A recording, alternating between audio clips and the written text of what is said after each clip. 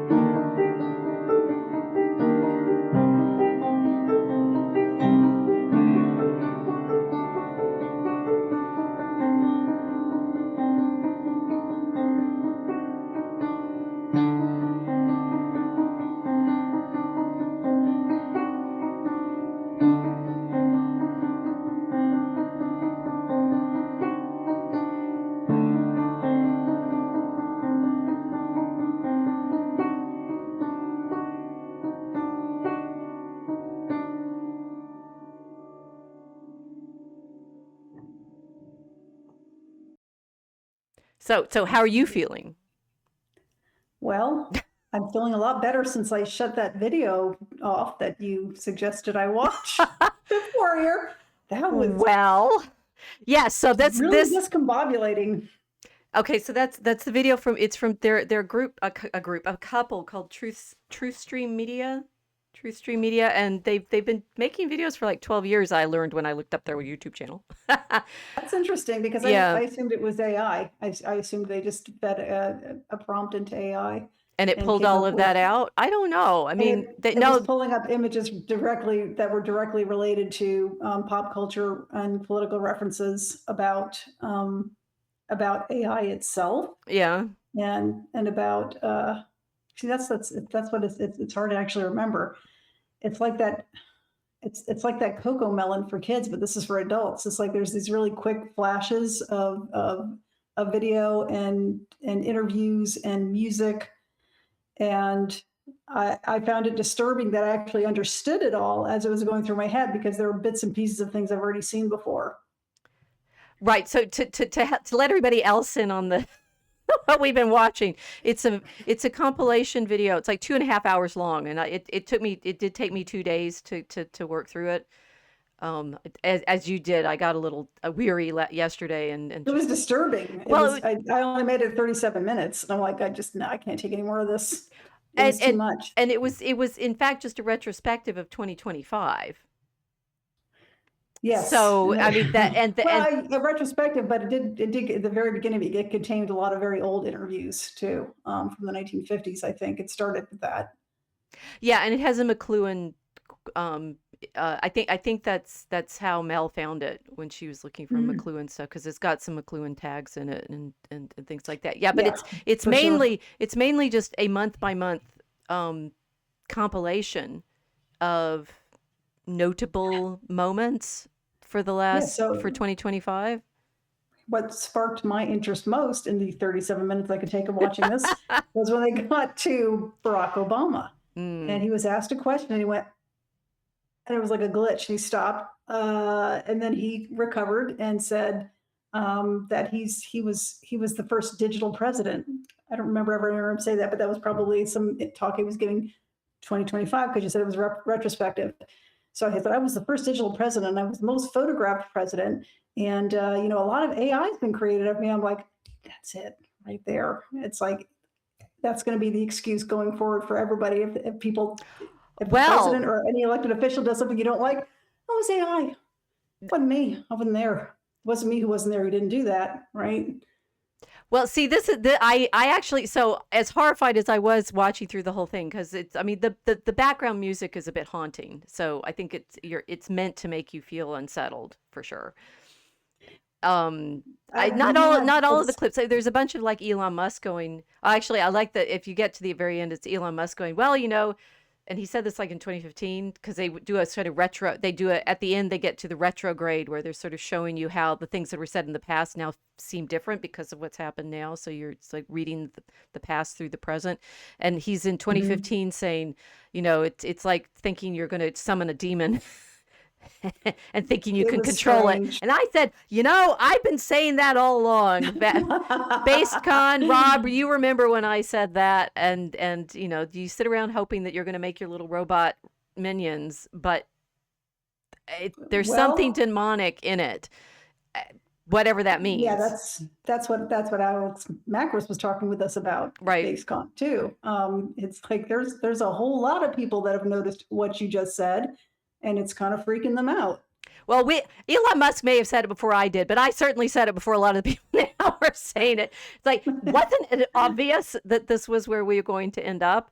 But the thought of going back to the Obama, right? One, interesting that you bring that up in the moment when there was just that kerfuffle over the Truth Social post that was apparently an ad for. I just caught that in the last hour, and I didn't see it. In the moment, we had to be in the moment that Constantly. so Yeah. apparently the Truth Social thing that ended with a clip of the Obamas as animals, that was not in fact it, according to Paul Joseph Watson's modernity post this morning. That wasn't actually part of the original video. It was whatever followed on immediately after, and it was like Trump as a lion, and there was apparently it was two different videos. So one version of this story, multiple versions out there, how do you tell what's true, is it was an autoplay problem.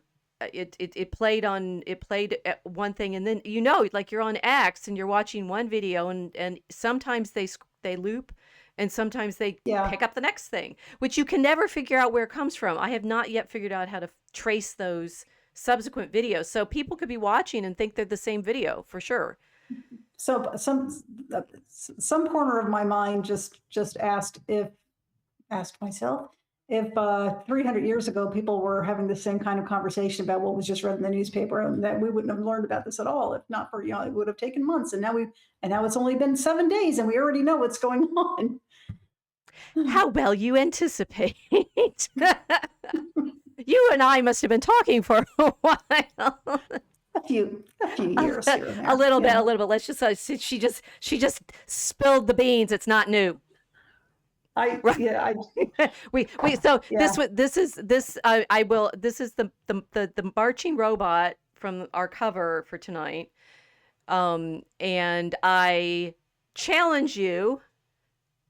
Wait, who's here in the chat yet? Oh, we are yet by ourselves, so we'll just have to let them show up Okay. later.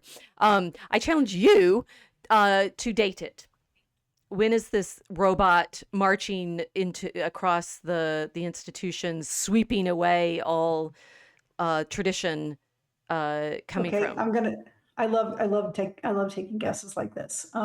It's good. It's good that you and I are friends because I love Yeah. asking those kinds of She loves questions. screwing with me. You guys know that. Okay. Well, hey, okay, no, so I I do don't it. mind. It's fun. It's okay. Okay, I'm glad you don't mind, but I do the fair warning. You get anybody that's going to end up in my class with me in person. I'm going to do it to you then too, and there's a good pedagogical reason. What happens if I ask you? I think You have to about it. you have to think about Yeah. it, right? Yeah. So other things that happen, it slows it. I could just tell you, right? It's Don't tell me. Don't tell me. I want to see guess. you okay, but why do you want to guess? Like I've shown you a fun Let's see if my brain is right. To see if I'm very right. good. And what Yeah. happens if you get it wrong? Eh. I get lots of things wrong, but I'll learn something, right? Yes, it's more likely that you will remember the correction, right? Okay. Yeah. There's That makes there's sense. this is it's if I just tell you there's no friction. There's no anxiety, there's no, oh yes, of course I knew that. How many class, put up your hands. How many times have you watched something, thought you understood it, and then were asked later what was in it and you couldn't say? Today or in general? Ever, How right? many times Just today? generally, how many times today? Yes, 30. Right? I mean, but it certainly doesn't it happen all the time? It's like this Yeah, is what we're sure. so You get concerned things about. mixed up in your mind, which is why I like this picture so much, because it looks like it was from the 1960s, but in the 1960s, they had a lot of kind of artwork that was kind of retro to the 1920s and was almost like collage like. Mm. So it could be from the 1920s or it could be from the 19th century. Okay, now you've made three So guesses. I'm getting, A, no, I'm trying to, 1960s, B, 1920s, or C, sometime in the 19th century. I want to say 1920s. I'm going to take my guess and say 1920s. Are you sure? No, but I'll guess. See, now if I were simply a robot marching through time, I would just tell you when I was from, and we would not have had this last 3 minutes of fun, right? Mhm. And you probably wouldn't remember when I right. told you. Okay. Okay, you ready? I'm ready. Are you ready? Everybody ready? 1828. Wow, that early. So I wouldn't have guessed early 1800s. I would have guessed later, like Why? 1890s. Why wouldn't you have guessed 1828? This is a machine. It's interesting because it's got a kind of mechanical arm with a broom and it's sweeping away all of I these guess old because fuddy-duddies, and on the top it's uh, like books. It's a books, and it's got a pipe that's blowing out little balloons, and there's like a university building as its crown on the top. well, I mean, they've been making mechanical men for centuries before that. So it's, I mean, making mechanical men and animals wasn't a new thing in 1828. I guess it was just the art style that made me think it was that. So I was looking more at the art style than the subject matter. For me, the art style is still okay. So hi everyone, we got some so John Abrissi's here. Hello. John's saying when Disney mainstreamed animation and movies in the 1930s, lots of people had a meltdown. Yes, this is so VA Boston guesses 1800s, hot air balloons, no airplanes. Good detail. She must be a writer. Or has practiced, okay. So it's 1828 and they're anxious about this. What the label on it is the March of Intellect, which is in fact not the title just of this picture, but of a whole series of similar cartoons that come out mainly in the 1820s, and they are worried about what do we think they're worried about? And this is what's interesting. It's like you see this image out of context. It works great for AI, right? It's here's the robot Yeah. stuffed full of all of the knowledge of all of the books from the past, sweeping away all of our institutions of law and academia and science, and publishing, right? And here it is. It's just going to sweep them all away. Hmm. What were they concerned about in the 1820s that these satirical cartoons would be popular? And this particular one is by Robert Seymour. I will now give you details about it so that you will, remember that Professor Fulton Brown said various other things about this picture, which I don't remember because she didn't quiz me on them. That hey, the thing is, I have spent. I am Hermione Granger. I know, big surprise. Yeah, she is.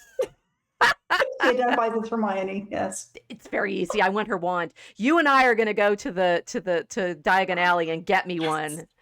Oh, Right? that place is so much fun. We're It really definitely is. going. We got to go in person together and get wands. As Hermione Granger, I of course have relentlessly taken notes in lectures for decades, which means I have actually trained myself to be able to hear lectures and can recall them very, very well because I practiced for decades and decades and decades. I promise you, handwriting helps. But those of you who are not taking notes and relying on the AI transcript in this video, this picture was actually discovered in the archive by one of my former colleagues. May she rest in peace. Oh, Is very cool. Allison Winter, who was she died young, about 2017. But she was a historian of science and historian of, her first book was on mesmerism, Victorian mesmerism. And Good topic. and she also, her second book was on, I've read some of the mesmerism book. I haven't read more than the second one. The second one was on truth detection, like lying and truth detection. But she found this image when she was working on her mesmerism book, and she showed it to one of her professional colleagues, and he then went on to publish more on this phenomenon of this sort of concern about the mechanization of learning in the 19th century. And he came to Chicago a few years ago and used this image as his poster picture for the talk. Therefore, I went to the talk and learned all of these things that I just told you. So Very cool. there's oral history behind the very fact that now everybody knows about this March of Intellect picture because Allison found it and showed it to her professor. So were they worried about the mechanization of learning? Yep. Was that the point behind it? Yeah, but what do they mean by that? I mean, it's clear that they're mechanizing learning, and what we would mean by it is this relentless, like literal mechanization with the robots of the sameness. Yes, all of that. Saying whose head is on the broomstick is the broom sweeping everyone else away. Oh, actually, I do know that, and I forgot. it was in. So I did know it. Okay, so I passively knew it and didn't write it down. Right. I'm sorry, I don't know. We can find out. The sort of, in what sense are they worrying about the mechanization? And this may surprise you. It surprised me when I was reviewing for tonight and looked it up. Does it have something to do with compulsory education? Not exactly, no. And you'd think that, right? It's like it would fit with 1920s because we're worried about everyone having to go to school in the public schools, which we now recognize as having that mechanical element to them. But they don't have those compulsory public schools in the 1820s. Well, I guess not everywhere did, but some places did. Some states did. Yeah. Massachusetts has some required education that early, yes. Okay, so other clue. This is made in England. Oh, okay. Yeah. That changes things then. Yeah. Yeah. So what would they be worried about in 1820s? Anybody want to guess? I'm going to make you all guess. Classroom. Everything has to happen with this give and take, right? This, like, it's not just Socratic. It's wake up, right? Can you think through the problem? Can you think it through? Can you think it through? Can you think it through? Get it wrong. That's fine, because now you're primed for new attention. They did in the 1820s in England that I remember specifically was not, well, they probably did a lot of things, but what sticks in my head is that they they decriminalized Catholicism. Um, Oh, hmm. this is part of it. You are on the right track. Ah, Some okay. of it has to do with fear of Catholicism. Although ironically not from the direction of, like not directly in the way you might think. Okay, so yes, they make it at this point though, still as a Catholic you can't have a position in Oxford or Cambridge. And when we talked about Newman a couple weeks ago, remember he had to resign his position at Oxford Mm, because he converted, and that was later than right. this. So yes, so the presence of Catholicism worries them. Also, communism, I think, Not, or that was the 1840s. That was about that's 20 more years too early for that. socialism, Yeah. yeah, that they're going to be worried about socialism. So it's 1820s, and they've defeated Napoleon, which matters. The English have defeated Napoleon, so they're feeling kind of But they bankrupt. high on the world. Did they not bankrupt themselves doing that though, at least temporarily? Well, okay, so we get to do another stream sometime on the empire, but we're warming up to that. Okay. Right now we're just looking at why they're so worried about the mechanization of understanding in the 1820s. So what else happened in the 1820s? It was What's interesting is the clue besides Victoria was on the throne, but is hmm. when did she? I thought she came on the throne after that. No, it was in the 1820s, We're I now think. looking that up. She sat on the throne for 60 years, so I know. um maybe I was just putting her in my slides. 1839. She was very young. Well, she was born in 1819, and Okay, so that's she was I'm wrong. queen of she was queen of the United Kingdom of Great Britain and Ireland from the 20th of June 1837. So she is Okay, so not yet she's not yet queen. that's twice in a row. I'm like exactly 20 years off in my two guesses. So And she died in 1901. These are all good dates to have in our right. heads. Yes, Mm-hmm. very good. Okay, so there's actually a clue in the picture about the specific thing that this cartoon is targeting, and it's in the head of the robot. Specifically, its crown. Let's see if I can see that.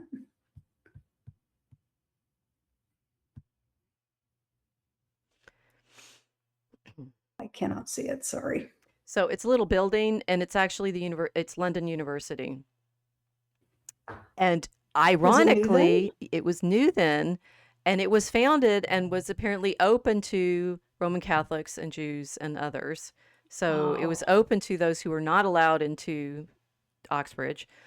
And the concern, interestingly, I mean, this is so interesting because you could say that there's an AI sort of concern here. It's like Wikipedia or the democratization of knowledge, as we say, Mm-hmm. the internet has brought about. They are specifically worried about the democratization of knowledge because they're worried about what is making possible the spread of knowledge to the working classes. Yeah. Which is ironic in a lot of ways. It's like saying, look, we can publish heaps and heaps and heaps and heaps of books, and that will make everybody able to read. And there's other in now I've forgotten the professor's name who gave the talk. See, I didn't do my own quizzing of myself. That some of the cartoons that came out of this period include like showing working men reading books Who were these aimed at though? Who are these cartoons aimed at? Well, they're aimed at those who would be worried about, democratizing education. Like it's gonna But it's already but at that point it's been democratized because there are people entering university level learning who are not, what we used to call WASPs, right? So they're reading the cartoons too. The university just opened. Right, but it has people ready to go into it, presumably. Well, yes, but the idea is that because London University, public university, I can look it up on my machine. Right? On your magic scrying glass. It was actually founded in 1836. So after this was it must have been come out during the discussions about founding that university. Yeah. I wonder how much of this was prompted by things that were coming out of Parliament. That's a whole nother study, I'll bet. I'm not going there. This cartoon, yeah, it would be but, too complicated. Yeah. but the thing is, this picture is actually completely appropriate for us now, because consider what everybody's been freaking out most about in the last decade. Misinformation. That definitely, but the loss Quote, of the unquote. loss of prestige and expertise. Because of this, right? Because they were trying to control all the information. And this March of Intellect is showing that this new robot is going to come and sweep away all of that prestige. I mean, that's what it's literally doing in the picture. It's sweeping away all the prestige of Okay. those Yeah. let me see what it is hard. I recognize it's hard to see in detail. We've got like the deanery, the vicarage, the rectorship. There's a lot of lawyers. So it's indeed just as has happened now with the because of the internet and all of the books being scanned and put on the online and being therefore made available. Oh my gosh, Gutenberg.org, right? Cheap. That now anybody can read any of this, and it's like crashed the feeling that you can have access to authority. Oh, sorry. I don't know what happened there. What happened? Yeah, there.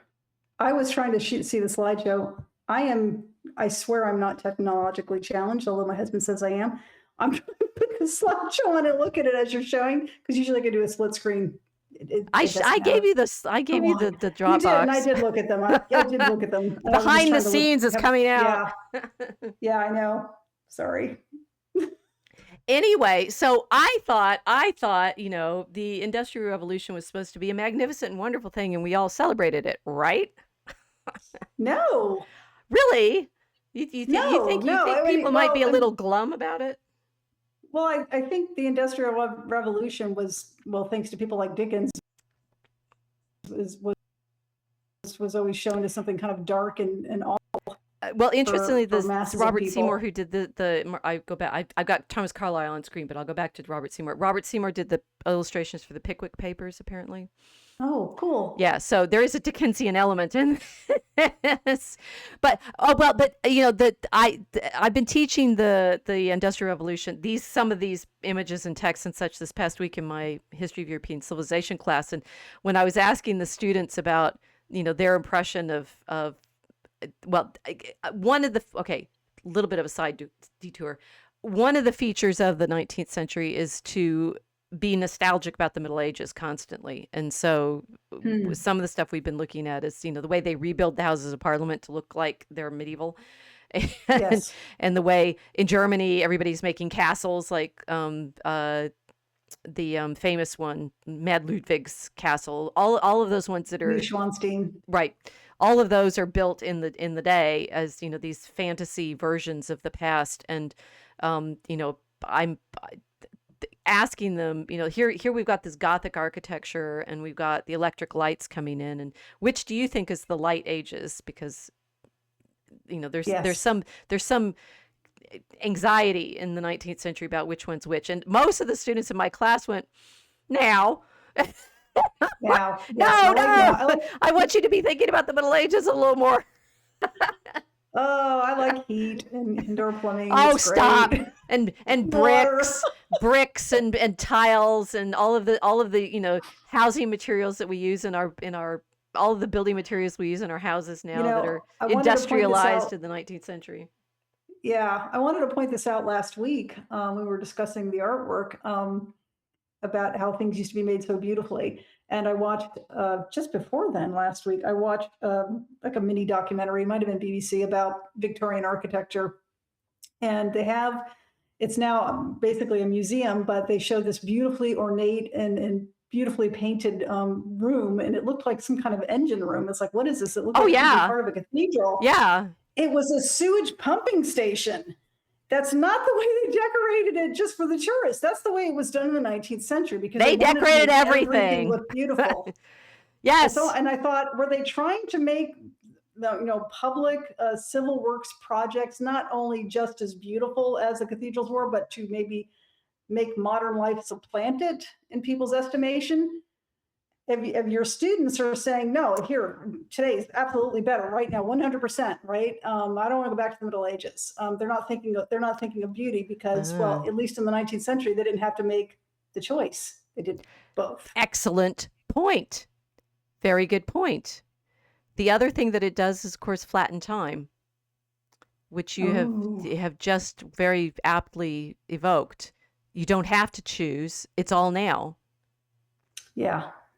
So John is saying the law of unintended consequences. All these things tend to do is eradicate some roles and then create a whole raft of new roles no one originally thought of. Well, we're trying, right? So in the day, and this is one of my favorite essays to come out. In fact, right at the time of the March of Intellect debate, which is Thomas Carlyle's little meditation on the signs of the times, which is interesting because it's in fact a book review, and there were 3 books that he was reviewing.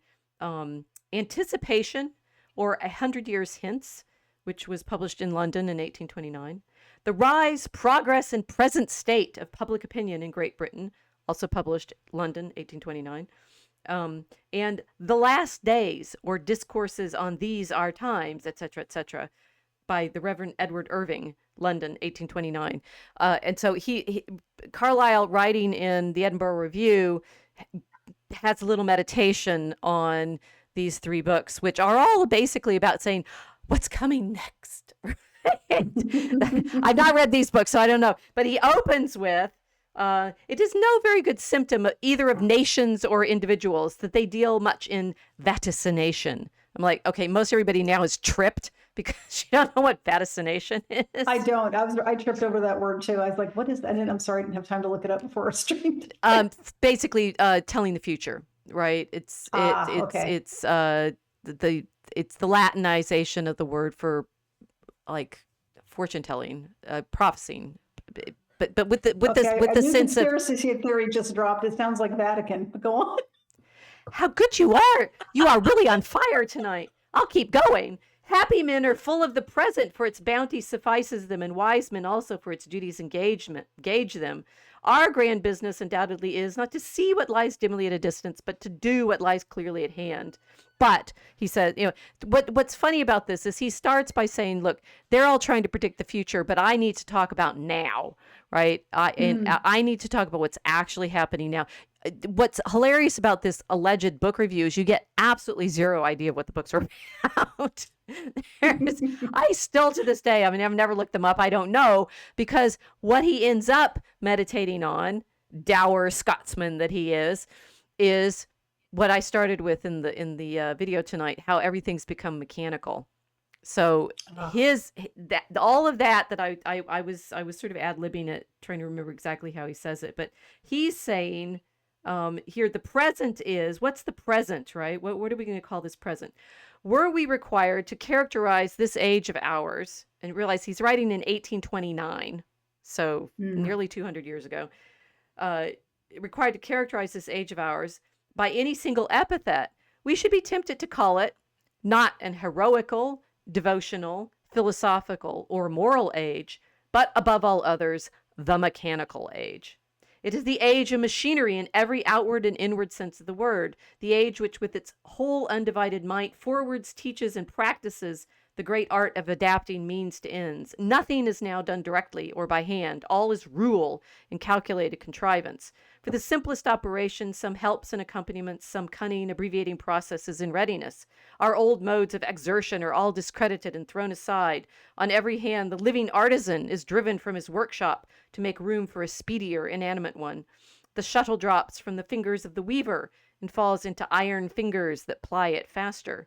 The sailor furls his sail and lays down his oar, and bids a strong, unwearied servant on vaporous wings bear him through the waters. Men have crossed oceans by steam. Even the horse is stripped of his harness, and finds the fleet fire horse yoked in his stead. Nay, we have an artist that hatches chickens by steam. The very brood hen is to be superseded. You hear all that, home chickeners, right? You could just like incubate your eggs and have them hatch. Why do you need hens? So he and I was thinking this with the video that you and I were watching, right? That they're showing some of the things like the robots doing the laundry and stuff. All right. So here, Mm. well, remember how we have all these mechanical made clothes, and the Yes, they are inferior. the living artisan driven from his workshop, the horses, the animals, for all earthly and for some unearthly purposes. We have machines and mechanic furtherances for mincing our cabbages, from casting us into magnetic sleep. They were using like magnets to help, like sleep aids, I guess. We remove mountains and make our seas our smooth highway. Nothing can resist us. We war with rude nature, and by our resistless engines come off always victorious and loaded with spoils. But wait, there's more, right? That's just his setup, saying we suddenly have all these machines for everything. So it's displacing the weavers, it's displacing the sailors, it's displacing the chickens. But what he goes on to say is, in fact, it's absolutely everything that's become mechanical.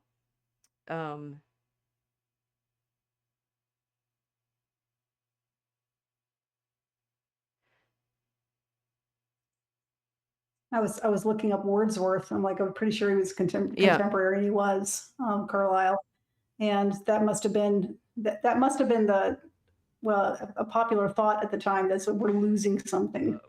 We're losing something of our humanity. It goes on, and you guys could read it online because it's on the Victorian web. There you go. You can. You don't have to find the PDF version. You can find the mechanically read version, digitized. They're very, very. I'm kind of thrilled that they have something like Victorian web. Even as we're sitting here talking about, oh no, AI is going to kill us all. See, cool. See what just happened? It happens over and over and over again. So yeah, Sparkly. He has. Yeah, I'm just like really distracted. But he has things like, so he says,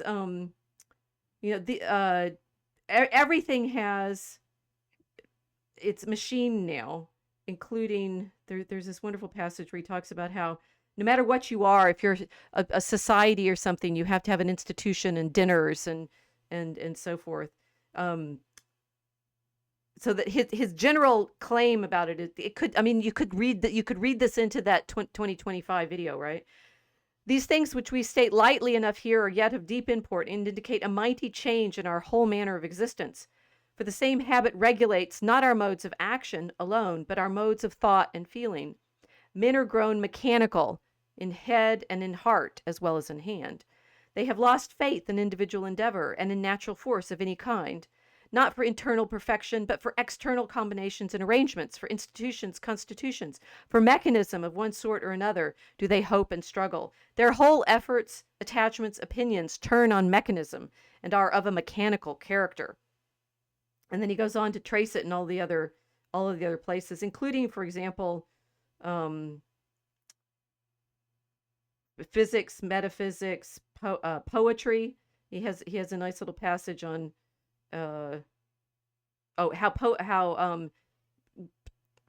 one guy, the metaphysical philosophy of this last inquirer is certainly no shadowy or unsubstantial one. He fairly lays open our moral structure with his dissecting knives and real metal probes, and exhibits it to the inspection of mankind by Leeuwenhoek microscopes and inflation with the anatomical blowpipe. Thought, he is inclined to hold, is still secreted by the brain, but then poetry and religion, and it is really worth knowing, are, quote, a product of the smaller intestines. You're right with your gut, which, we sort of kind of, also believe, but he goes on to say absolutely everything has been turned into a mechanism, including all of our structures of society, so that you have political societies and building societies and, guilds and blah, blah, blah, blah, blah. Everything has become something that you do. Okay, I'll read one more passage. So, equally mechanical and of equal simplicity are the methods proposed by both parties for completing or securing this all-sufficient perfection of arrangement. It is no longer the moral, religious, spiritual condition of the people that is our concern, but their physical, practical, economic condition as regulated by public laws. Thus is the body politic more than ever worshipped and tended, but the soul politic less than ever. Right. Well, we're doomed if it's been 200 years. And we're still not out. What would out of what? Well, Out of being does enthralled? I mean, does this not sound like the guy? Okay, you only watched 37 minutes of the video. I couldn't take anymore. I know I really couldn't. I mean, I had time. I was sitting there cooking. I'm like, I could listen to this while I'm cooking. I just couldn't do it. But It was just why? disturbing. Why? I mean, there some of It it. wasn't land. It wasn't concrete. It wasn't anchored to anything. It wasn't Mm, landing on any one thing, and had an overall theme. But the quick change of not topics but perspectives, the mm, constant. It was it's a bit like being tossed around in an ocean. Just wanted to get out of it. okay. But I mean, so interesting. I actually enjoyed it because it has that flavor of the mosaic that we're always talking about, and that indeed there's no narration. It's simply juxtaposition of all of these different clips, all these different video It, clips. but if it were an actual mosaic, if you were to translate the thoughts that were in it to colors on a board, it would just all be one color. It would just be solid because it was the same Well, it's the same mood, and I put it to you that that was mood. the music. The music was the one through line on it that was creating that sense of Maybe I'm very mechanical sensitive to sound mechanical that way. doom, the mechanical Yeah. doom for you, right? But okay, so but it when it goes on, this again is this Truth Stream Media compilation. It includes guys like I think it's Peter Thiel, and Sam Altman, and a few clips Mhm. of Elon Musk, and they're and other guys that are talking about how we're going to make these machines that can basically do everything. And here's Carlyle back in 1829 saying we're completely mechanical. We have nothing of the dynamic. We're entirely physical and material. We have nothing left of the soul. I mean, that's kind of what Carlyle's famous for. One being gloomy, and two, It this is gloomy. It is this sort gloomy. No, of but he metaphysical musing. yeah, he lived in a world that was rapidly mechanizing. They were mechanizing food too. This is when they started. This was after the Napoleonic Wars. They started um, producing canned food for the first time. Very good. That Yeah. was sellable, and it's people would go to work in these factories, and then that's the only food that they can afford. And this is still a problem. At least it was up through the 1960s. It was, or maybe even more recently, in places like Britain, which had a lot of food deprivation because of two wars Mm-hmm. over the last 100 years. And so there's been a whole movement of people trying to get the people in Britain off of processed Now food and reintroduce them to fresh food again. But really, that's been going on since the it's 200 19th years. century. Yes, it's 200. I mean, the Yeah. other stuff that we've talked about, and things like the introduction of sugar. I mean, the apparently the sugar Mm. diet and the sugar in the tea helps them not eat. It's like, you, Because it's a yes, stimulant, right? It's a mild and you drug. have enough jam on your bread and tea. It keeps the pour going, working in all these. And what's funny is like the promise now, and it comes out in the text that we read from my class. One of the things we read is a essay from The Economist, who has an interesting journalistic history, but we're not going to worry about that. Writing about the opening of the Crystal Palace in 1851, and how the exhibit that it's like it's the first World Fair, and they're going to show all of these machines that are going to make everybody's life completely comfortable. It sounds exactly like the guys talking about how the robots are going to take away all the bad jobs. Right. It's Oh, the it's just the self-driving it's car. the drudgery. You don't, you just want the drudgery of this, that, and the other. And Carlyle's back here in 1829 going, yeah, but now life has no meaning. Yeah. Well, it's a bit like when we talk about writing. It's like struggling through it is what makes it better. So it's not that you want people to struggle through life, but to take away any kind of motivation to do anything is going to make people miserable. They already are. That yes, Yeah. and what's interesting, I didn't expect to go here, but I'm also, for our purposes in writing Act 5, which is kind of set in one of these halls, a great hall making these arguments. Mm. Been reading some more about the history of the drug trade, and apparently civilization is synonymous with drugs. That these how do you survive agriculture? Oh, you dope yourself up because it's so miserable. And the industrialization of the drugs, particularly from the mid 19th century, cocaine is a very industrial drug Mm. because they have to isolate it. Oh, this I loved. It's a German graduate student in 1860 who isolates cocaine from the leaves so that you can like transport it. Prior to that, it wasn't very transportable. He died the next year.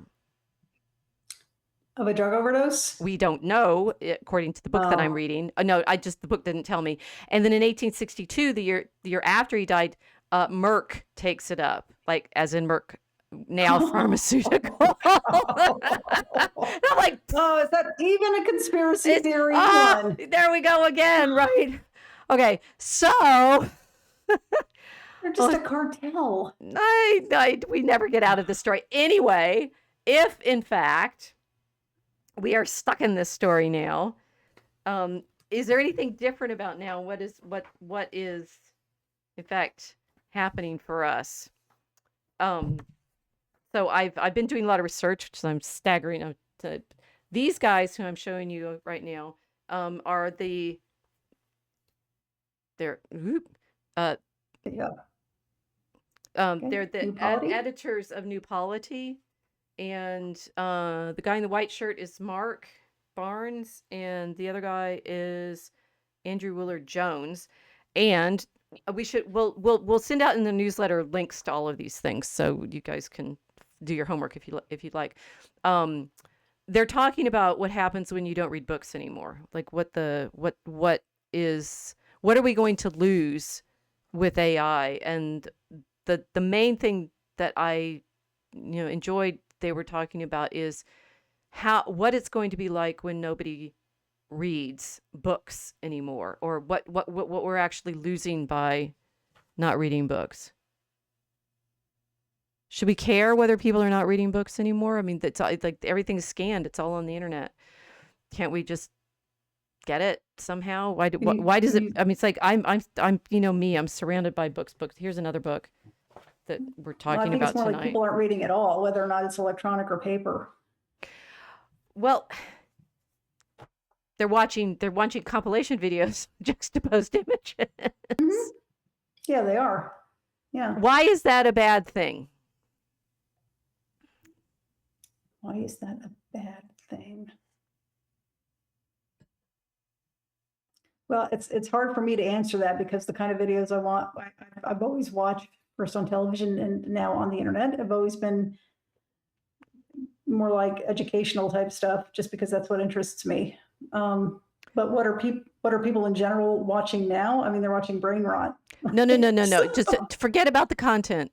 Well, the content does matter, but why is I mean, look the content what does matter. I mean, they could just listen to us talk. Why do they need to read a book? So it's like that neutralizes. I get that not everything out there on the internet is real. We're going to get to that hopefully. Okay, so audiobook versus you're reading it yourself. Yes, that could be a start there, or just like you and I are having this conversation, and one of the things I hope in the way that we make these conversations and record them and put them out in the world is that our conversation is educational at an enjoyable level. So you might get the same content from me talking you through all of this stuff as you would get, or would you get the same content in a book? What's different about a book? We got it's a different brain function. Yeah, you think about that for a second. We got some comments here. John is saying sugar and tea. This is true. Hunger is a feeling caused by sugar level drops. In Ireland, after the famine, sugar consumption escalated. Oh, and he's saying in Australia, kids will have to read books. Social media, including YouTube for under 16, is banned. Well, but they could listen to audiobooks, and we do wonder whether. Yeah. But the specifically the exercise of reading a book. It is an exercise. Yeah. What so kind? a lot of kids, particular, think of it as work. Why? It is, but Why? it's got a I reward. mean, you and I enjoyed it, right, when we were growing up, because we're that kind of people.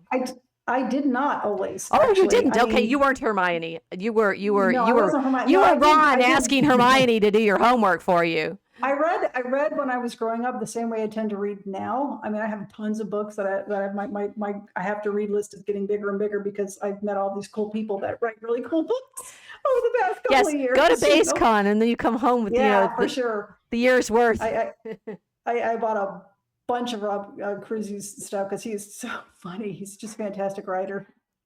And you do fantastic research. So between the two of you, I've got a lot to read. But when I was growing up, I was the kid that would read the encyclopedia and the dictionary and National Geographic, and I would read short art magazine articles, and I would watch documentaries that were pretty well pretty well researched. I was just kind of an information junkie that way.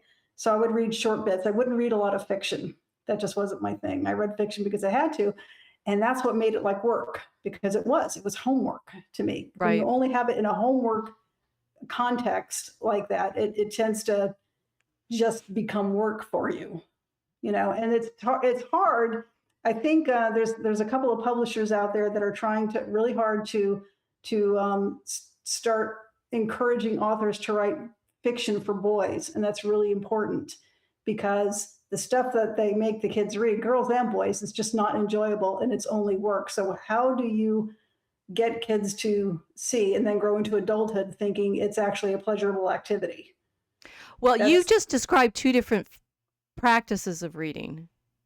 Yes, I did. So there's a transition where you can look at it as work, but it can also be fun. No, not that. That you said you liked reading encyclopedias and magazines and feeling like you were getting information. Mm-hmm. But you didn't like reading stories. I didn't like reading a lot of fiction, no, because to me, the fiction was work, but maybe I just wasn't reading good fiction. Or, I mean, or you, and the thing is, nobody younger tends to read academic books. And not even that many people now read academic books. Sadly, sad as we academic authors are to find this out, Yeah. right? Your readership shrinks. Why?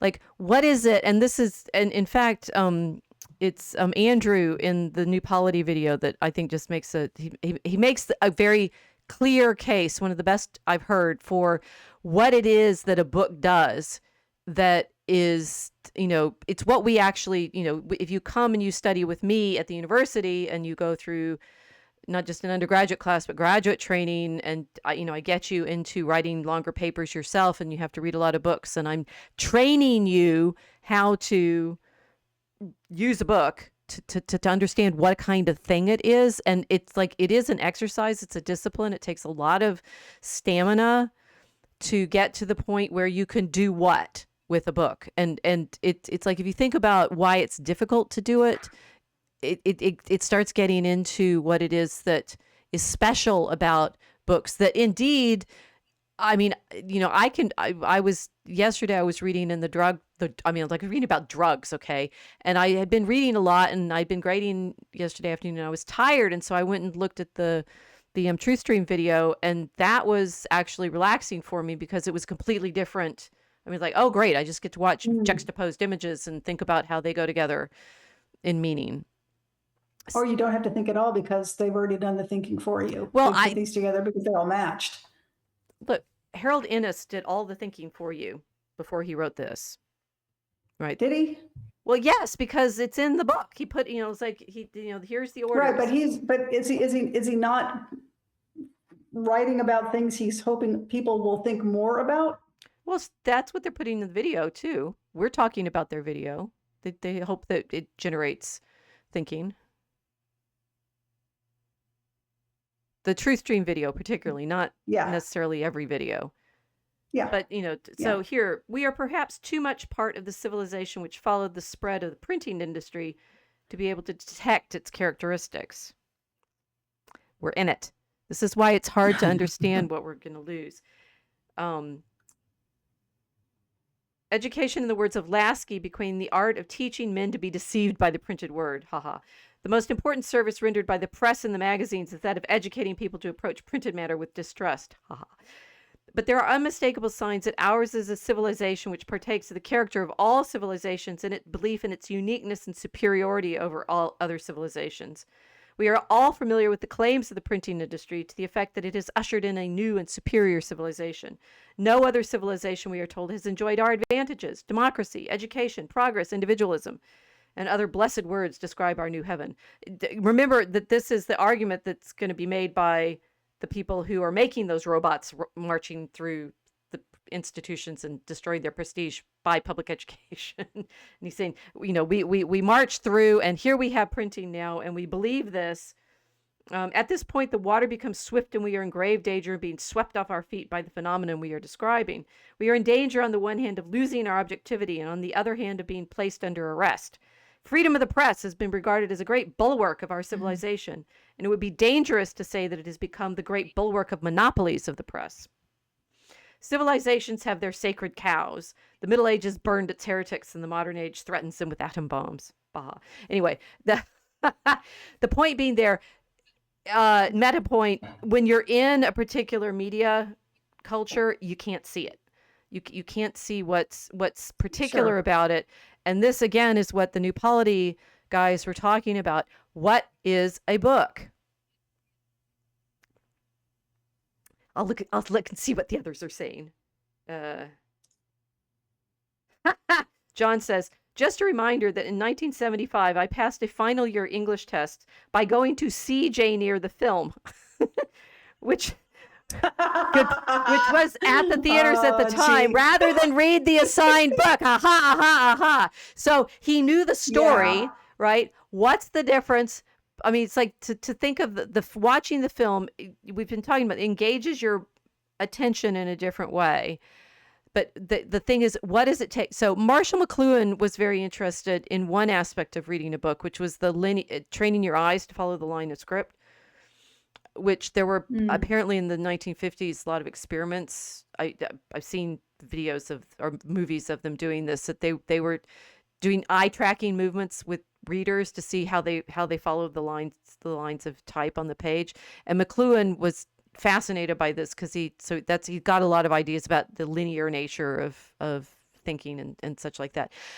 The New Polity guys took it to another level, though, saying reading a book is hard. It takes a particular kind of discipline. It takes, you don't start when you're 10 reading 800-page books. You start with little books, right? And chapter book. Oh, my first chapter book, right? And then you build up to it because it takes a kind of stamina to get to the point where you can hold the whole idea in your head. And I keep getting Mark and Andrew backwards. What Andrew, he had this lovely way he was talking about it. What a book is, I mean, he is a medievalist, so he should know better. But he's talking about how a book it's a certain size, at least books like this, like our regular trade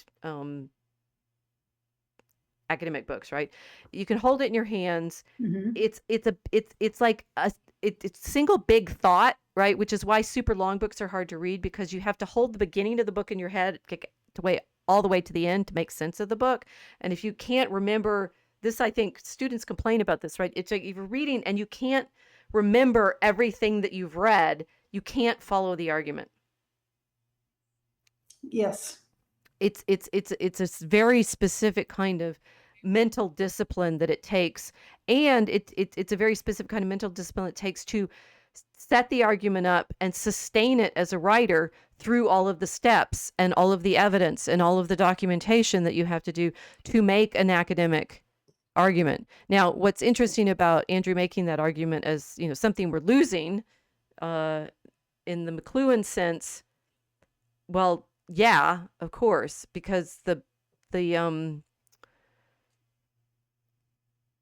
it's hard to feel when you're in the present of media that can give you information otherwise, like watch the movie instead of reading the book, why you would be sorry about losing the book, because and this is that cartoon that I had.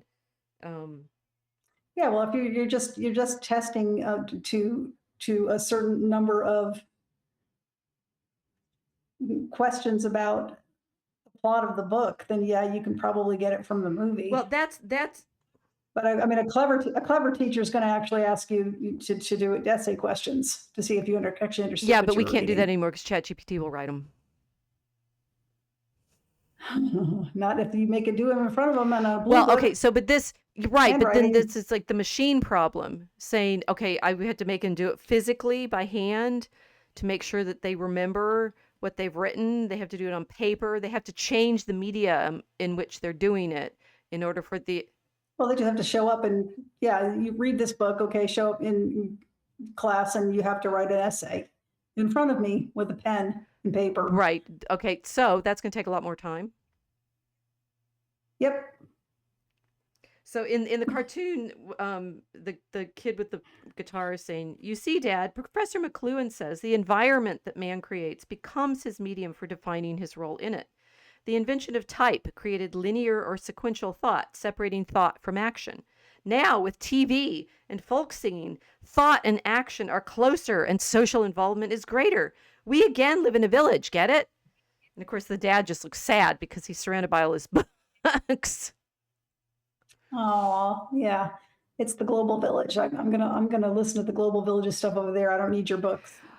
Well, okay, and this is what I hadn't thought of that. Innes, who is McLuhan's, inspiration. It's like not directly his teacher; they were colleagues.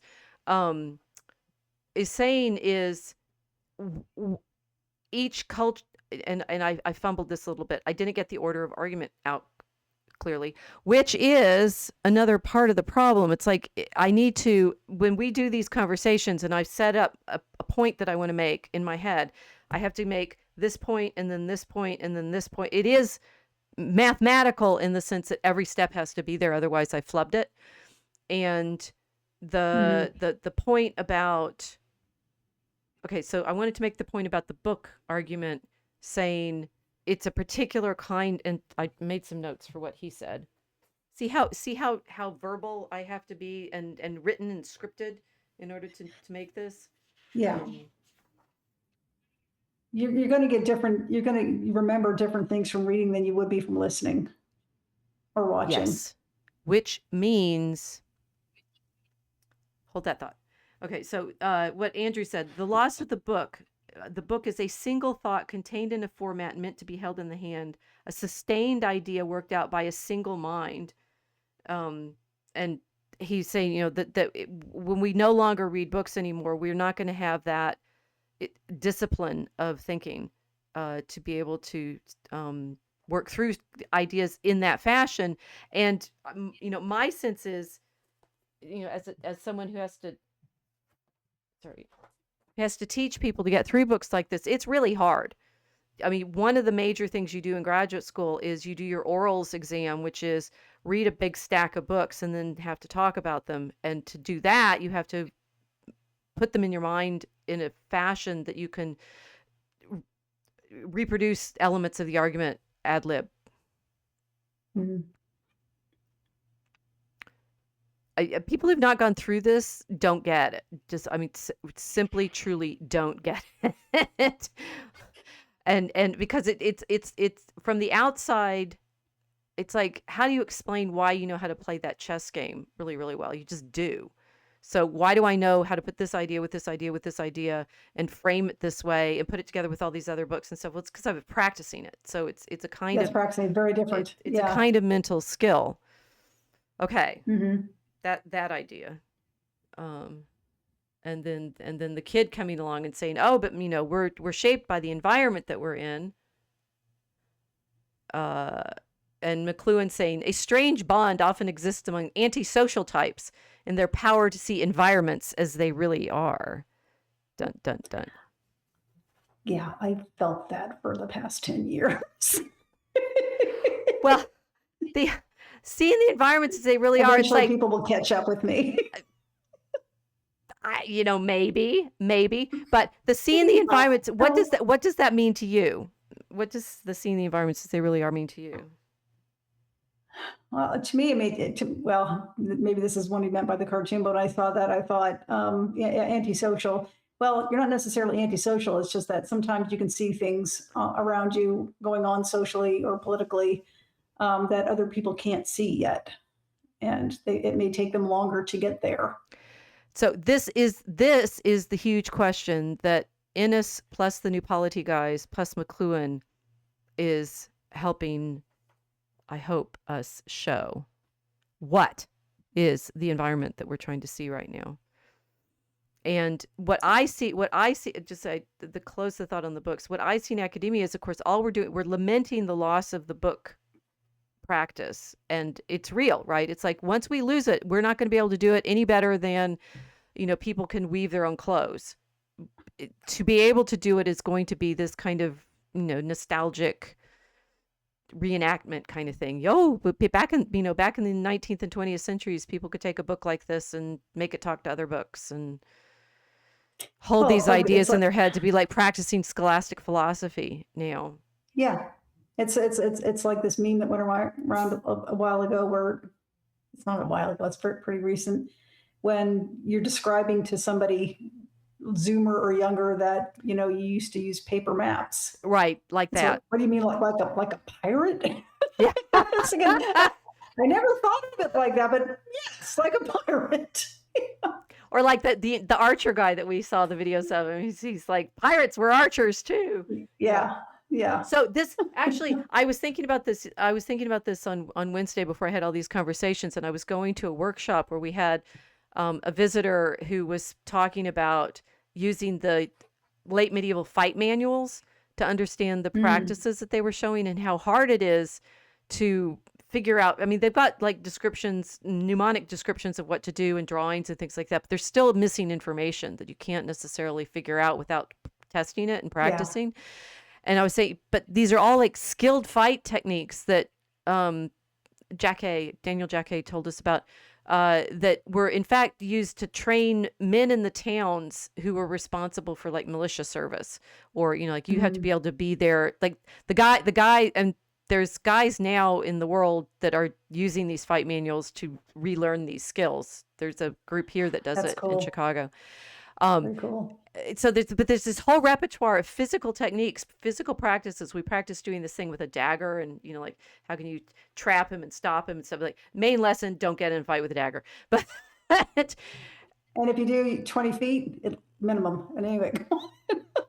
All of those skills, which we can only like hypothetically reconstruct from the hand manuals that were left, were rendered utterly obsolete by the gun. I mean, it's like I'm a fencer, right? So I, do these strange things with swords, but everybody's seen the Indiana Jones movie. Right? If you're sick and not feeling it, you just shoot him. Right? Just shoot him and go. Right. So, yeah. And that it feels to me like that. It's like realizing reading books is like those fight manuals as a skill, right? It's like all of these movements and repertoires and embodied knowledge of how to sit still long enough, how to hold your mind and attention for long enough, how to, over time build up your understanding of the argument in the book. And then you can go on and write book reviews like Carlisle did, is a physical, mental skill, just like those fights, that it's going to evaporate and be gone. Yes. So does that mean we all just get stupid? It means we get slower. It doesn't mean we get stupid. I mean, your brain is still healthy. You can learn it. I had an interesting discussion with my son recently about, because he reminded me of something I'd forgotten about, because it's been so many decades since I was in his age. But when you engaged in a difficult or just even strenuous physical activity, it actually helps your grades. Yes, it definitely does. And so it's this mind-body connection that probably is present in the book that actually does make you smarter. When you're reading a book as opposed to listening to something, it's a completely different function. It's physical function that's different from just listening or watching, because you're engaging with the word on the page. Your brain's engaging differently. Well, the thing is, I actually think if you're listening, that I mean, I would said that people who just go and listen to lectures don't necessarily remember everything. So listening of itself needs to be active too. You need to need to engage with the listening. Yeah, well, the notes I took when I was in college, they're ridiculously long. I should have taken shorthand. Look that up, kids. Used to be a thing. to Invented take the notes of by Cicero's secretary. They're so-called oh, Tironian interesting. notes. Yes, they go back to Yeah. antiquity. So they were. I tried to basically write down everything my prof was saying during the lectures, which is not the proper way to take notes, but it did help me remember. I needed to write to Yes, be able to remember this stuff, or I right. wasn't going to remember it. Okay, so let me try this again though. All of what we're describing are practice, recognizing that learning is a embodied practice, Yes, and it's physical. takes all of this engagement.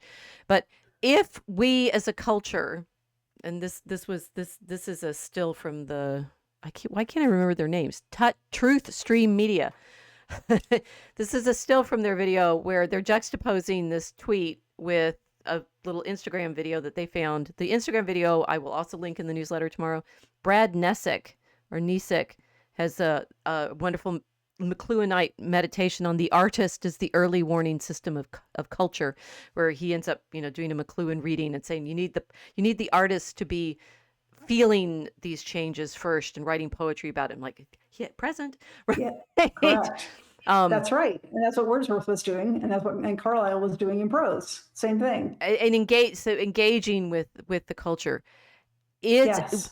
is when we go through this transition and saying, okay, so the artist may be able to take us through, and we did like, are we simply going to be stupider once all the books are gone? I don't think we're going to be the Eloy. No, I mean, because you can bring them back. So, but it's a trick question. You should know me. Are we? Are we? Are we? Sometimes I forget I'm the mark. Anyway, You're always you're my student. It's like, we've got some of them in the chat who are helping me out today. Although, say John is saying I'm currently reading a biography of Mark Twain. It's 1,000 pages long. Oh, how's that for a big book? I'm up to page 170. We'll ask you for a book report. It's a trick question because we're going to. Here's a guy writing a book in manuscript. I am trying to do this like with some kind of okay. So here he's writing a book in manuscript with his quill, and he's juxtaposed with the guys in the newspaper office and their typewriters. Right. When we went from the manuscript world of copying out on parchment, there's a transition period with paper, which makes this complicated, but never mind. We went from the parchment world to the newspaper, mechanically printed world, from the slowness of doing this sort of monastic transcription of books to the speed of the newspapers are really 18th, 19th, obviously 20th century. Did people become smarter or stupider? The people actually doing the transcribing? Just did the culture become smarter or stupider? And you'll be tempted to answer. Think about the way, and this is going back to the way Ennis is saying, when we're in printing, we only see ourselves, we see the world through print as a phenomenon, as an environment, right? So we made a big claim here that we're the sociopaths able to see environments as they really are. So this is the test. Am I stupid or smart? Well, but the thing is, this is a test. We are worried right now about the AI and It's the computers, narrow. and in McLuhan terms, we're actually worried about the environment of like all of it, right? I cannot remember their names.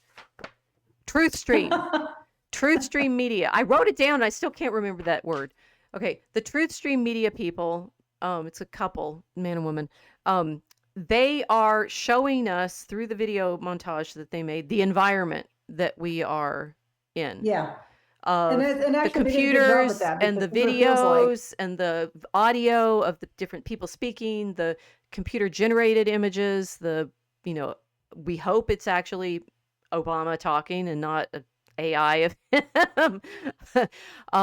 That's the environment we're in. Okay, what environment are in? Because when hey, I got us to the place, so I needed to get us, and we're only at 9:16. In my time zone, we're at 10:16 in your time zone. Uh, McLuhan, Carlisle in the Signs of the Times is trying to describe the environment that he's in. He's doing a McLuhan reading of his environment before McLuhan, saying we are nothing but a machine world now. Innes, in his Bias of Communication, warns us that insofar as we are, insofar as we try to assess a culture, we are bound by the bias of that culture. And the culture that he's writing from in the 1950s was still very much a print culture and still very much the newspaper culture, although it was moving into radio. He died in 1952. And by the time McLuhan died in 1980, we'd moved into television and, we're just on the edge of starting to have computers. Okay. The environment that we're in, what's the effects of it? Because that is what we're all scared of. That's why we have these images like this one from the video. Brian Rommel saying, "Who sees the frontier of the AI revolution first? It is the artist, as always. Just seems most folks don't know this history. Marshall McLuhan knew it, tried to inform folks decades ago. Doing my best to help out with AI builders and AI haters not understanding. Understand? Okay, let's take the challenge. What's the environment?" And we can start with a comparative test. What's the difference in the environment between the parchment world and the parchment codex world of books like this, bound like this, and the newspaper world? And I forgot, I have actually a newspaper in my house that gets thrown at our door every day, even though nobody buys it because it's just there with the subscription. Who knows? I forgot to bring it to the. Yeah. Well, I don't have it. Imagine the prop. I made the question clear enough now? I hope I have. I think so. Okay. I don't know. I'm one of her slower students, if not the slowest student. So you're way faster than most of the people I talk to. Well, okay. Get out more often. Sorry.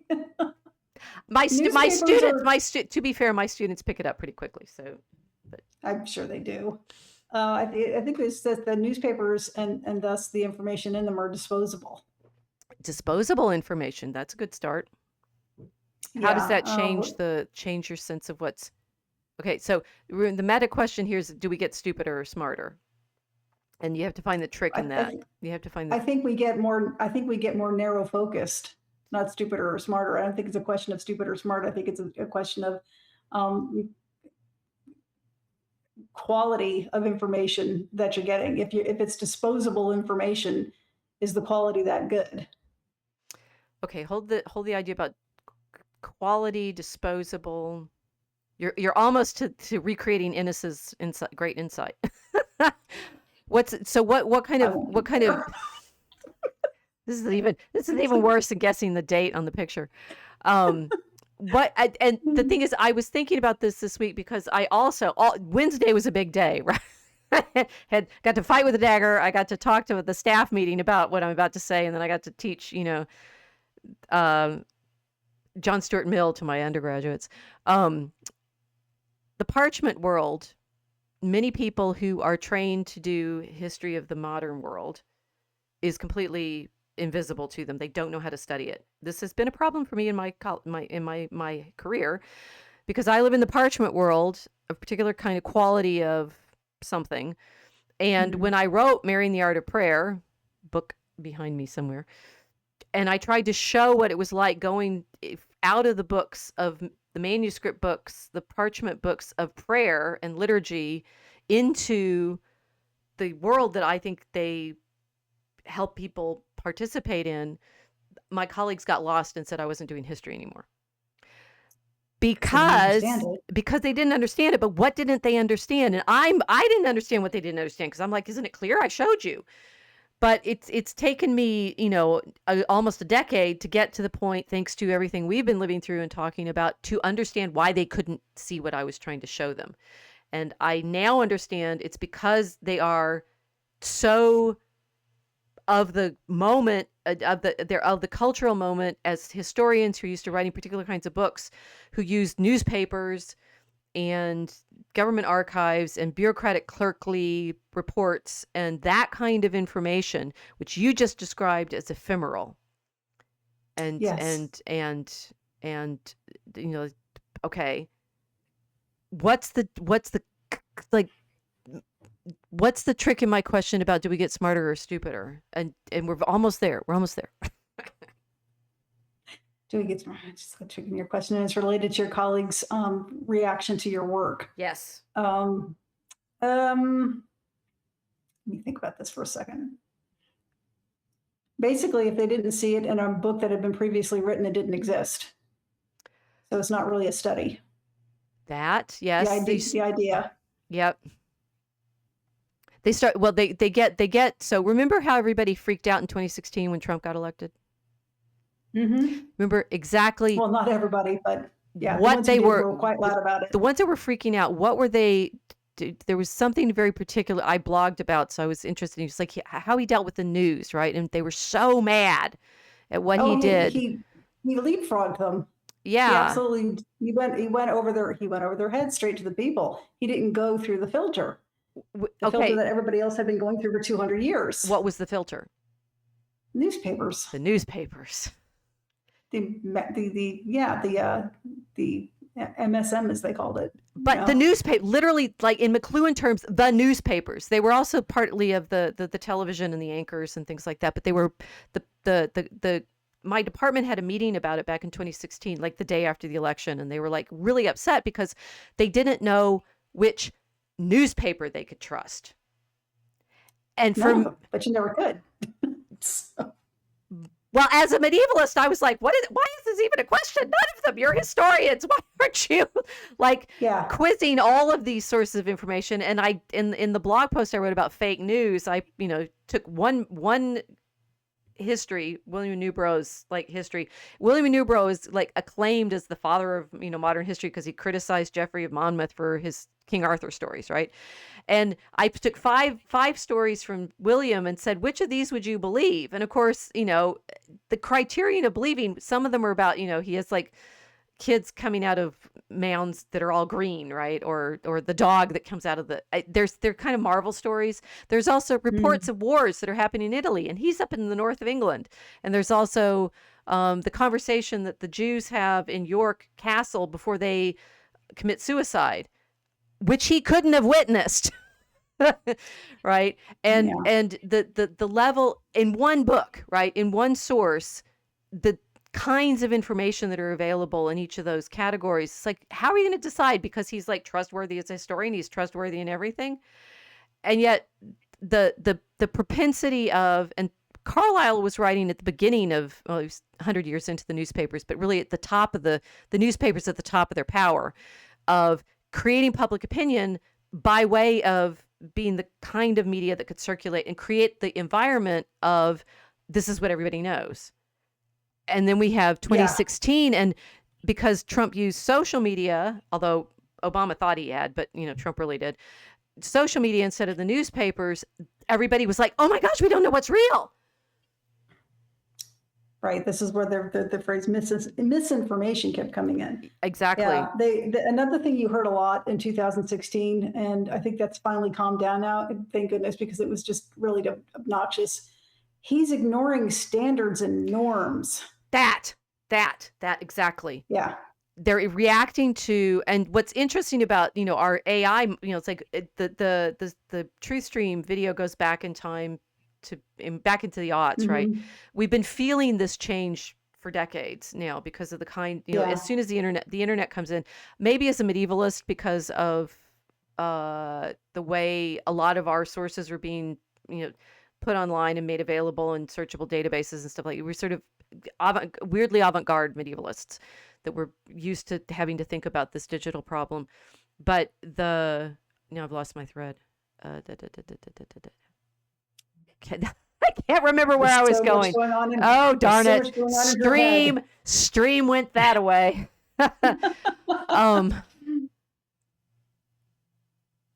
Okay, help.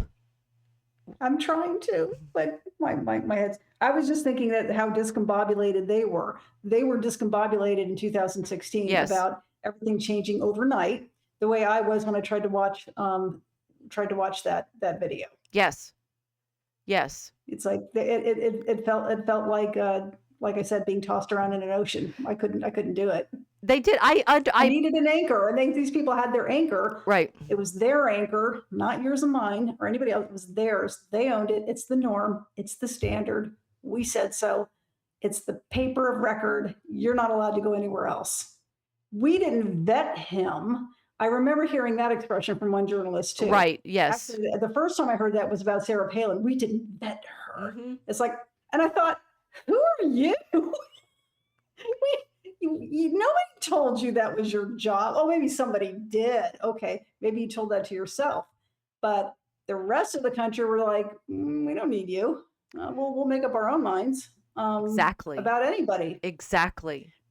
The Because newspapers for own hundreds of years had been the place where people pointed to. It was the environment, right? The environment, which Harold Innis figured out was why they had that power. Now, McLuhan does it as, he's pointing to it as an environment and things like that. Why they had that power. Next slide.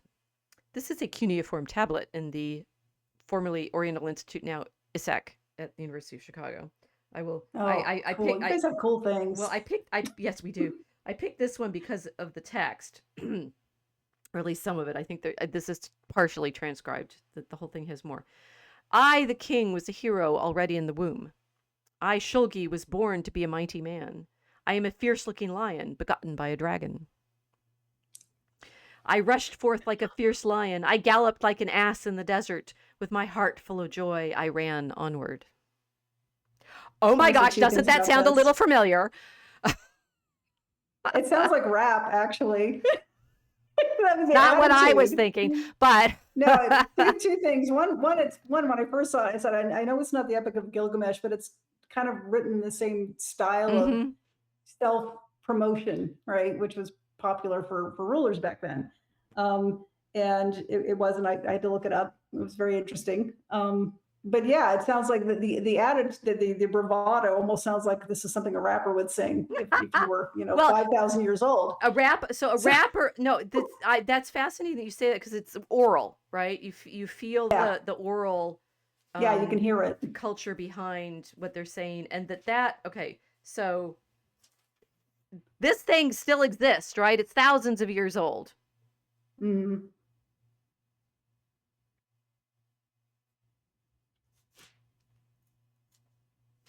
Okay, I'm doing this too much off the top of my head. I won't find that. To me, it sounds like a psalm. It sounds like the kind of praise of the Lord that you get in the Psalms from the same region.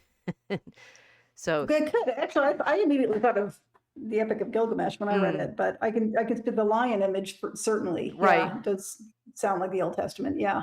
Okay, so we have the book that is the sustained single thought of a person that you can't actually memorize. Right, it's like people don't memorize books. They put them on shelves and read them, and they memorize parts of them and the arguments in them, but they need the book to contain the whole idea. Newspapers are printed on, they're cheap and ephemeral. They come every day. They, the news cycle is this daily cycle that changes, but you need to be in it to know what's going on, versus a clay tablet, which is basically a rock. And Innes started thinking about the different effects of these different media on empires. What kind of empire does a newspaper create? An information empire. Okay, go on. Do I need to say any more than that? Yes.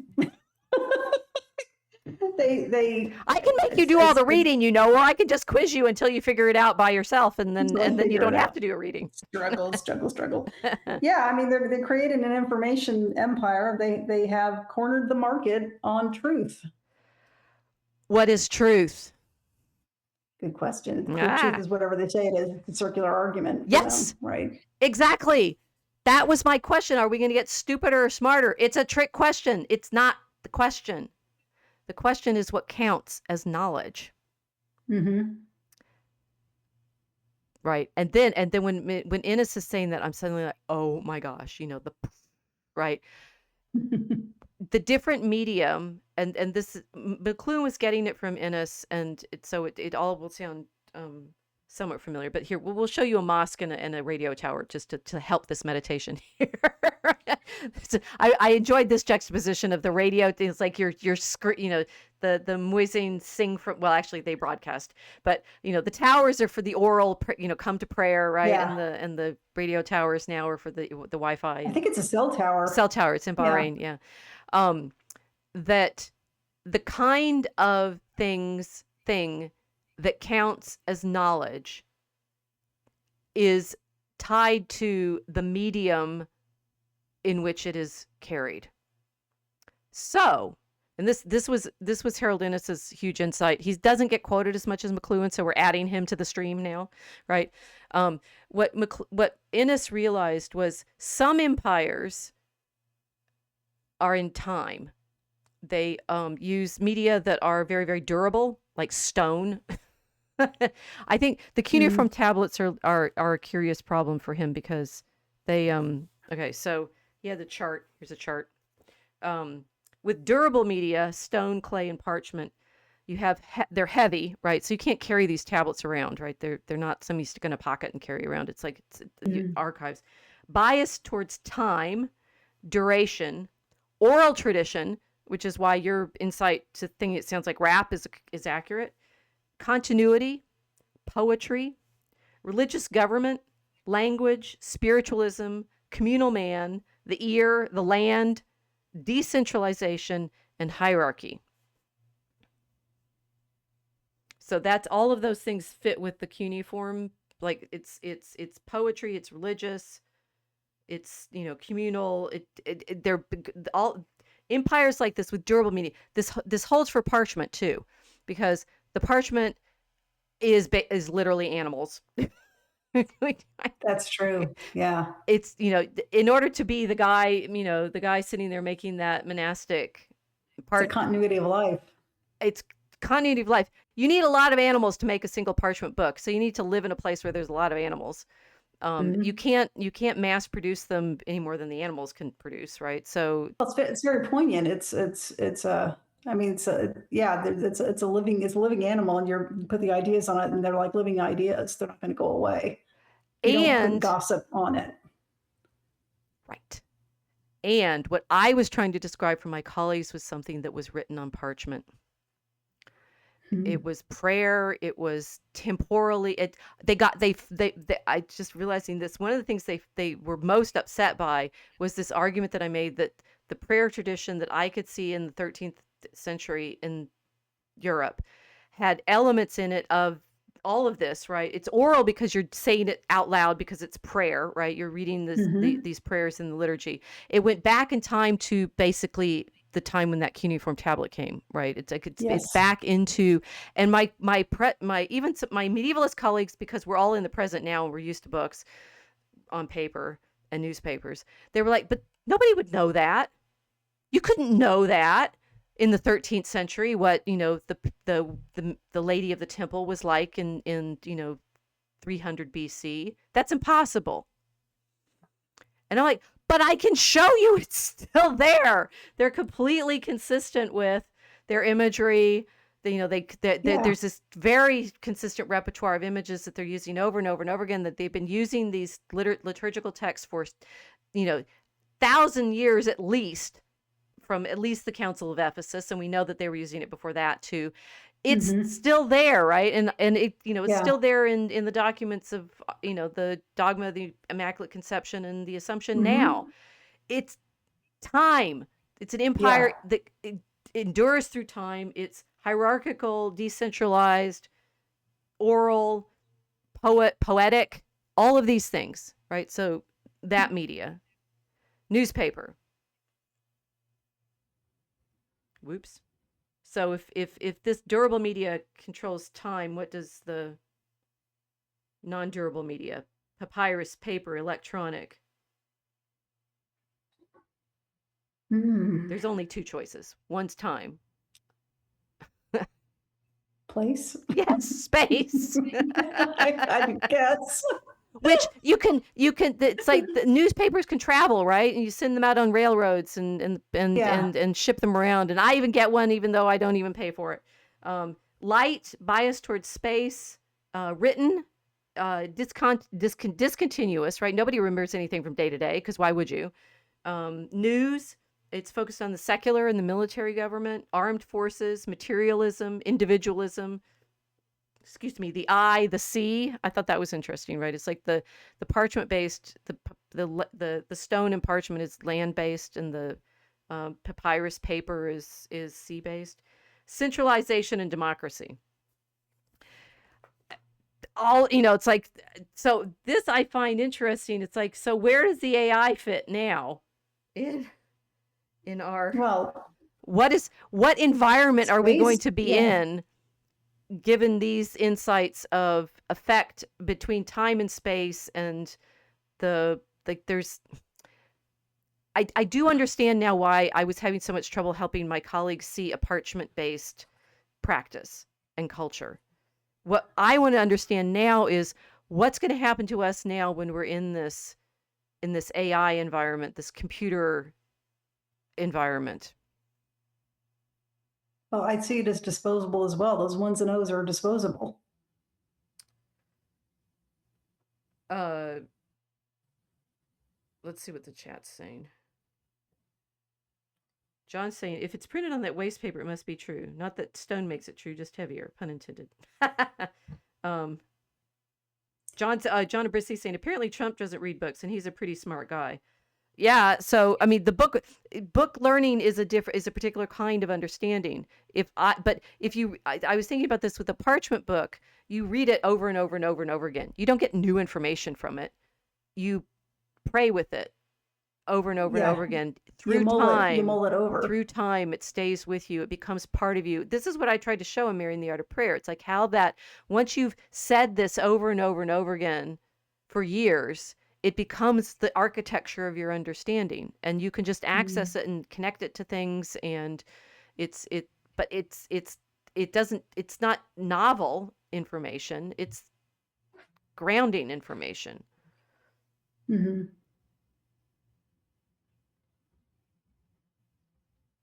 Okay, this is my genuine question at this point. I don't really have an answer right now. It's like, so what do we do with the, it's like what and now to think about what you were able to see in the Truth Stream video. What kinds of things are we noticing? Once we've got to the point that I always like to get to in class. It's like, okay, now I've gotten you to where I am. What is our environment going to be like, surrounded by these giant data centers? I mean, that's. Well, go ahead. You don't mean literally the giant data centers. You're just talking about the information they store and send out. Well, no, I mean, in McLuhan terms, you have to look at the giant data centers as part of it. Because just like they suck up a lot of water and energy, I know that. They're very land dependent. So that maybe they're very energy dependent. Very energy land. So the other thing that Innes realized is he came to the paper understanding because he was studying where the paper for the newspapers came from, which was Canadian trees. Right? It's like the huge forestry industry to make pulp paper so that it's cheap and light and it travels very easily. Mm-hmm. Cheap, light, and travels very easily, just like electronic information, right? Well, the thing is, I don't know, because I think people are freaking out. The Johns in the chat are reminding us about the Washington Post right now, right? Laying off all its writers. Yeah. What? Well, it's what's interesting about that is they don't understand that they're irrelevant. I don't like saying that about people. I take no joy in that. No, they don't. It's a fact. And that's, it's this trauma that we're going through is the trauma of the change in environment. And what the Truth Stream video is showing is we've been in that environment for a while now, like probably decades. Mm-hmm. Some of us, hopefully, are making art that shows our reaction to it. Mhm. and our understand. But the thing is, even I say I wrote Mary in the Art of Prayer starting in 2004. It took me actual writing it from 2008 till 2016. And I'm only now figuring out what I was intuiting when I was writing it. So yay, I'm an artist. But You are. uh, I mean, it was frustrating as an academic because I was trying to make this argument about the art to the academics, and I couldn't show them. Mm. Do you think if you showed them now, they would understand a little better? I think so. Yes, I'm starting to find the way to show them because I get the McLuhan stuff, I get the Innes stuff, I get explaining something like if you practice it with your body, it becomes a different kind of knowledge than if you don't practice it, Mhm. which is I'm big on practice, right? Again, a lot younger readers really like what I've written, um, and are writing to me, and they're using my scholarship in their studies and things like that. So I'm like, okay, so what was Wonderful. it's great.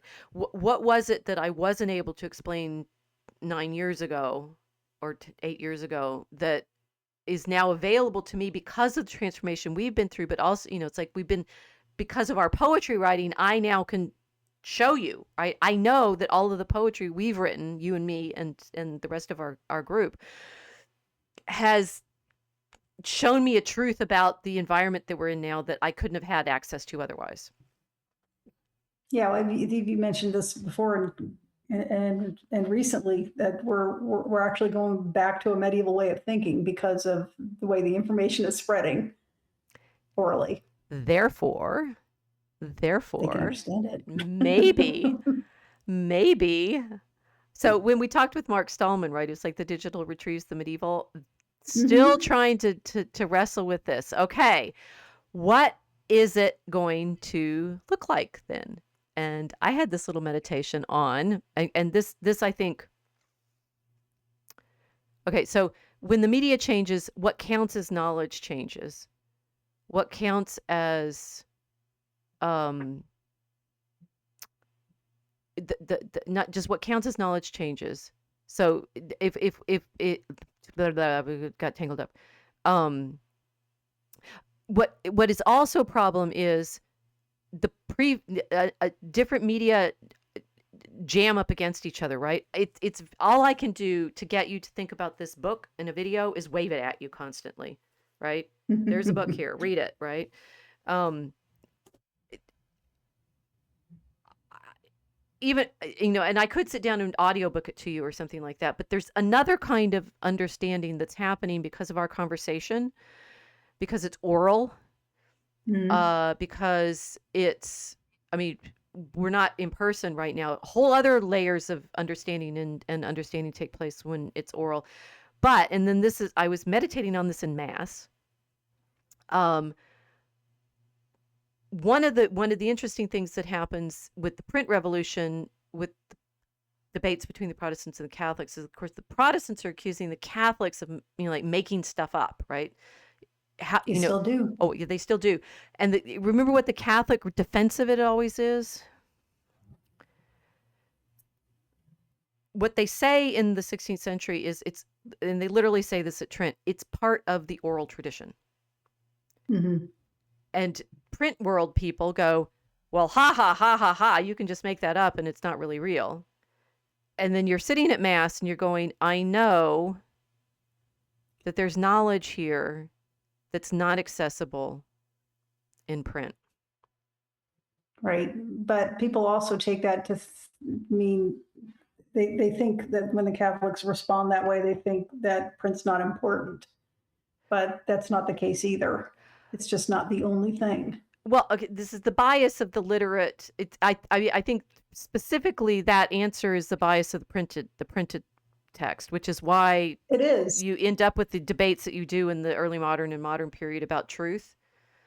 Like what Mhm. counts as truth? Well, truth is the thing you can footnote. Like certainly in my world it is, right? And the Yeah, German I'm laughing. It's that for a lot of people, it's like if it's not written in it used to be a joke. It's true because I read it in the paper. Most people were at least a little bit skeptical of that see, when we were see, growing up, but then see. that disappeared. So what's going to in be 2016. what's going to be right? What's going to be true in the age when every video you see is probably fake? Oh, it's already happening. Half of them are. It's really annoying. It's irritating, Indeed. but see, you can tell now. But So what we took kind a of fun. thing is going to count as knowledge?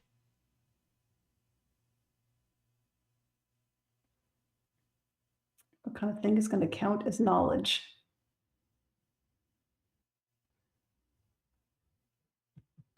I would only accept it if it came from another human's brain. That's all I can say. You did it.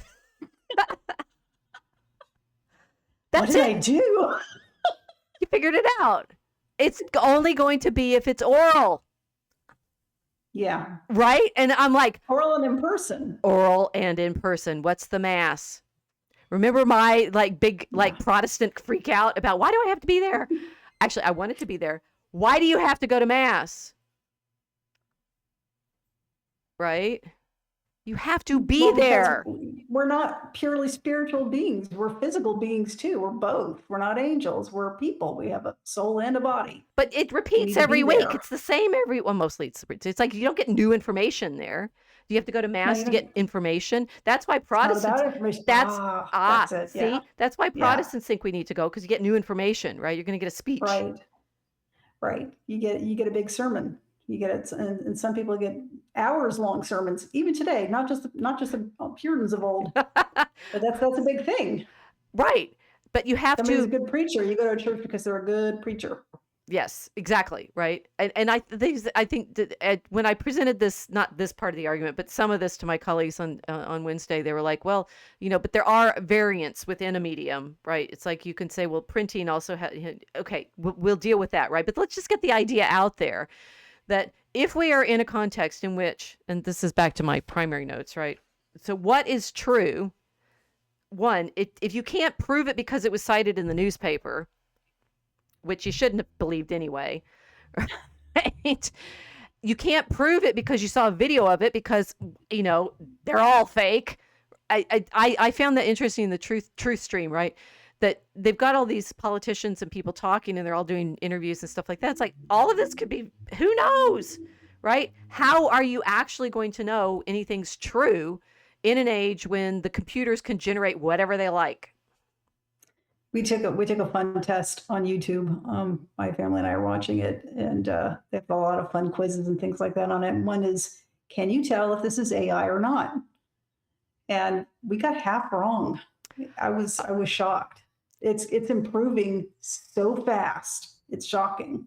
Well, it's so the irony of this is anything written down always had this capacity. The hilarity of thinking that you could ever trust the newspaper. It's like, well, we get this newspaper and we can trust that one. It's like you do know what the very first thing that happens when somebody, in a medium, it's like literally it's the medium. It's the intermediary between our mouth and your hearing, which is like, Yes. you've written this thing down and it's translated through. And the first, absolutely the very first thing you should learn as a historian in school is how can you trust what you're reading? How do you know who Right. wrote it? Where did it come from? Why do you have it? Where, how is it transmitted to Consider you? the source. All of that, it's a practice of analytic, but if the thing has been scanned and it's on the internet, can you trust that it's PDF? The PDF is real. Can you trust that the picture is real? Can you trust? Mhm. No, right? I mean, I was talking to my students, realizing it's just going to make more work. Right? We're not going to be able to believe anything unless, as you just said, we heard someone say it, and at least I was in you could be lying, which is what my colleague Allison Winter was working on, right? How do we tell when people are lying? Can I just promote a movie right now, which is right in this vein? The Book of Eli. If no one has watched it yet, definitely watch it. It's got a fantastic ending to it, and it's all about. I don't know. Should I give a spoiler? Have you seen it? I'm fine with spoilers, so everybody close your ears if you don't want It's the a spoiler alert. pretty big spoiler. Okay. So Eli, it's a post-war dystopian America, and Eli is traveling. This is Denzel Washington from the East Coast to the West Coast. You don't know why yet, and he's very good gunslinger, and it's a lot of action in it, and he's carrying a book. He's carrying a book with him. He's carrying the last King James Bible Nice. in existence. And when he comes across a warlord, the warlord remembers what this is. Nobody else knows what it is. He tries to get the book. He's trying to steal this book. Eli knows this, and he's trying to get away from him. The warlord wants it because he knows he can control people with it. He said, this teaches religion, and religion is really good at controlling people. This is the way the warlord thinks. That's why he wants the book, not because he's pious, right? He's read his Rousseau, hasn't he? Eli's trying to get this book. Well, it's Gary Oldman, who is just fantastic. Oh my Okay, goodness, I'm gonna go watch this now. Carry on, keep going. Keep going. Eli is heading for San Francisco to take the book, right, to people who are going to save it. And when he gets there, you find out that he's blind. The book is in Braille, and he's memorized it. Nice. From start to finish. Nice. And he dictates it to these people who are putting a library together of knowledge. Okay. And they write it down, and they type it, and they bind it, and then they keep it. So it's a really cool movie. So that shows our bias towards print is thinking that that's the best way to preserve it. Well, he was also dying, and he had the only copy left. Right. So that was the only way to preserve it. So I guess maybe somebody saw your question coming and said, well, we need to write this into the script. Why does it matter? Oh, because he's the only one that has it. He's the only one that remembers it. Well, cuneiform was a little like that, right? I think you figure it out because you have texts that are paralleled with other texts that we do know. One of those is in the Oriental Institute, the Sennacherib column. I'm pretty sure. So, yeah. I was thinking about that. It's like what counts as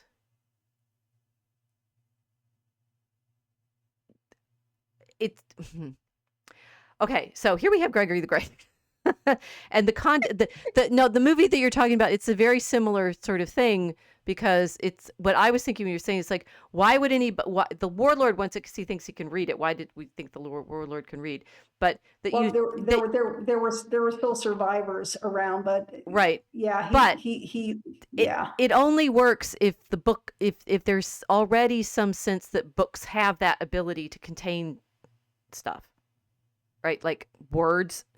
It's so fascinating to me that we've so absorbed the it's really nice.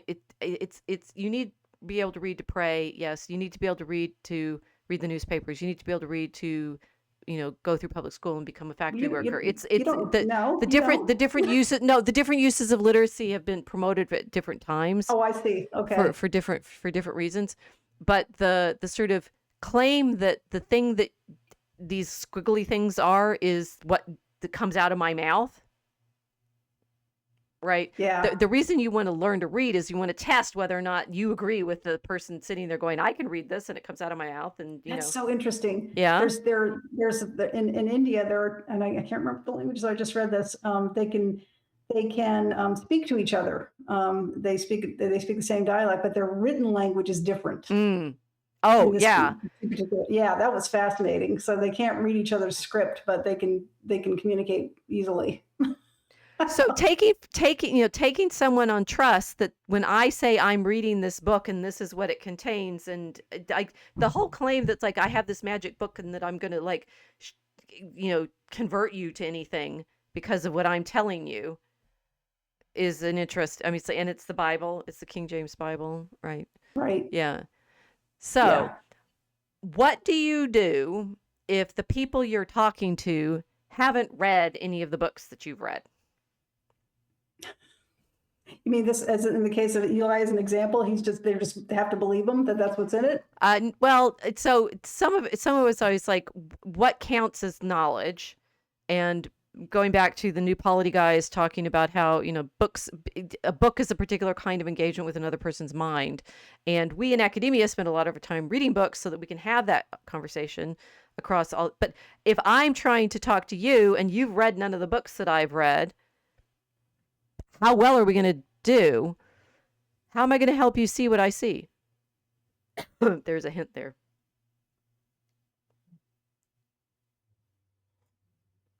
And you realize this is a problem constantly on the internet. If I want to bring you to the point of the knowledge that I have because of all the books I've read, and you are not you generically, or maybe Hmm. you haven't read all the books I have, so I'm trying to get you there. Not Um, even close. uh, that and this for me is a great loneliness, because I have No, now bet. I mean, really, it's bad, because nobody's read all Hmm. the books I have. I mean, when Allison died, I remember she was she was literally my age. She was born in 1965. Oh, She died in 2017. Um, it's a brain tumor. Um, I so it think. was very fast, right? Like a year. When she passed, and one of my friends responded, "It's like all that learning lost, right? It's like." Hmm. And she was Hermione too. We were both Hermione. We were Yeah. rival Hermiones Oh, in certain respects. And that stuck with me. It's like, yeah, she died. All of that learning that she put into her mind by way of all the reading that she did. Like, think about, she found that robot picture with the book head, yeah. right? All of her learning vanished when she died. And she'd written it down and put some of her learning into 2 books. I put some of my learning into several books, but my learning is bigger than any book I've ever been able to write, right? Because it's all of the books I've read. So it's like my students come into my office and go, "Have you read all these books?" And I'm like, "You have no idea." Right? Yeah. And that means my head is this world of understanding that I mean, what am I going to do? How am I going to show you all of these things? I'm trying to show you when we write the poetry, and I'm like, there it is, and there it is, and there it is, and there it is, and I'm Well, you're grabbing doing it all this right stuff. now. You're doing it Aha. orally. What class is Gregory the Great most famous for, other than the Morality and Job, converting England, and something else, and something else, and something else? What is he most famous The for? phrase "books are pictures, or books are for the illiterate." And He was another Hermione. Hermione, wasn't well, he? he was kind of, but so what's interesting about this, the debate in medieval studies is like, what does he mean by that, right? Because Mm, it seems to be justification for Christian art, but on the other mm, hand, it's kind of not, and there's a huge like debate in the scholarship about exactly what Gregory meant when he said he's writing to um, priest in Marseille who wants to take out. I'm showing you a church from the same period when Gregory's writing this. This church is in Croatia, mm. and it's probably this kind of arrangement of images that Gregory's talking about. We finally get to a mosaic, an actual mosaic in our Mosaic Mhm. Ark, where you have images of Christ in majesty and Mary. Mary's usually in these images, and there also might be images of all the saints and such. And Gregory is telling, um, now I've forgotten his name. See how memory works? It's Marseille, guy in Marseille. Don't you can leave the pictures up if they help those who can't read understand the stories. Mhm. Which then everybody always talks about how that means for Gregory, pictures are didactic. Of course, the problem is if I don't tell you what these pictures are, do you know? No, they're going to be hearing it and then seeing it. They're going to be hearing it from the pulpit, the teachings. I should go back to the mosque in the internet picture. So exactly that they will Mm-hmm. the pictures go along with an oral tradition. And Mm-hmm. why we can't say that, because we're so used to being book learned and footnotes and proving things because I can cite this and this and this and this, and we have no capacity to go with the temporally durable oral and poetic hierarchical liturgical knowledge that defines the Middle Ages, defines the world before the printing press, which is all of the things that ironically. So I have this hope, right? It's interesting. I hadn't put that with the data centers are enormous, right? They're taking over all this land. They're They actually like are. giant sheep farms for parchment because Yeah. they're in the land. And we have to take over all these different places like Panama, not Panama, Greenland, maybe Panama, um, Virginia. Virginia. But they're less ugly than the giant windmill farms. I have to say that.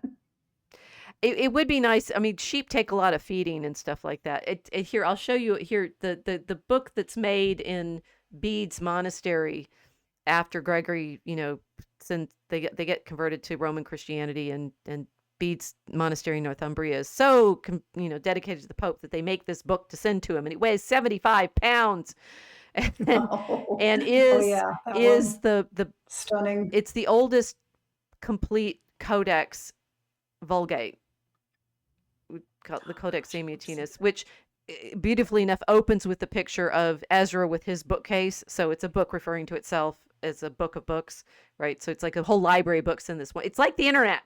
Yeah. Yes. Here's all the books you Books need, within all the books. books and the books and the books and the books. But not everybody can read this book, and yet it's the book that shows you the same thing that the pictures in the mosaics are showing, which is Christ. Mm-hmm. This revelation, but none of this works unless it's activated through the oral. It only is true insofar as you've participated in it. This is my hopeful take on where we are potentially. This is me giving a lecture in Houston when I first finally figuring out. It was in Houston where I was an undergraduate when I started learning about all this oral and written tradition from my professor in New Testament. Although this is not where I was in college. This is St. Thomas. And it's got discipline and knowledge, goodness, discipline, and knowledge behind me on the screen. And the electric light is pure information. Marshall McLuhan's Understanding Media, 1961. And I'm like, it's finally all coming together for me, what it means to know something, what it means to learn something.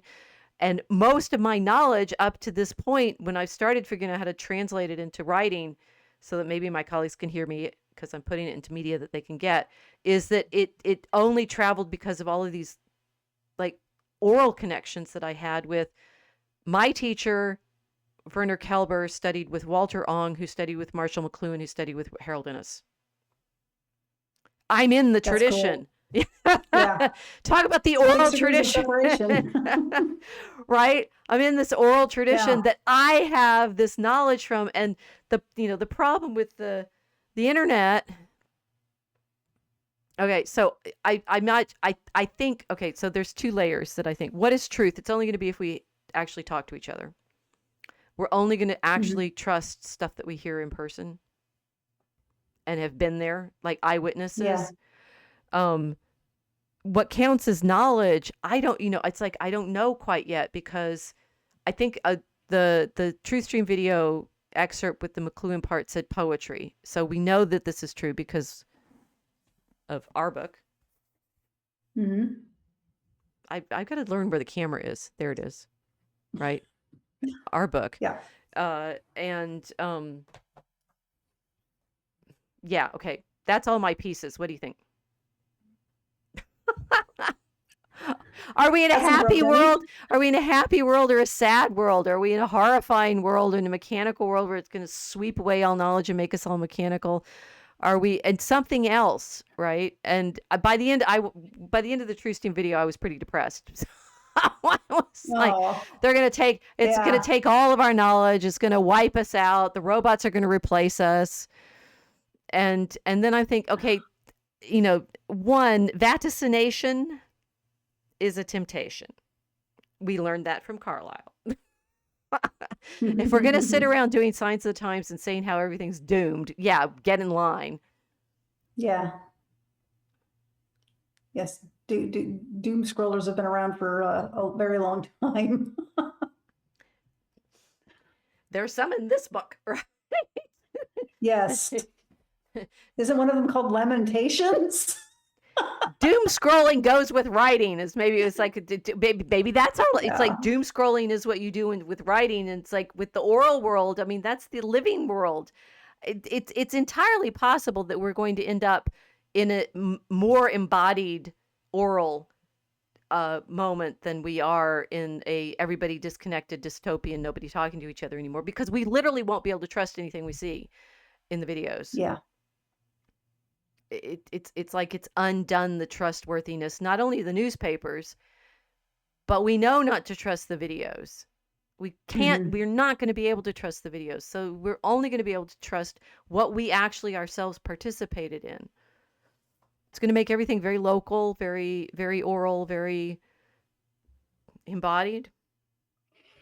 Hopefully.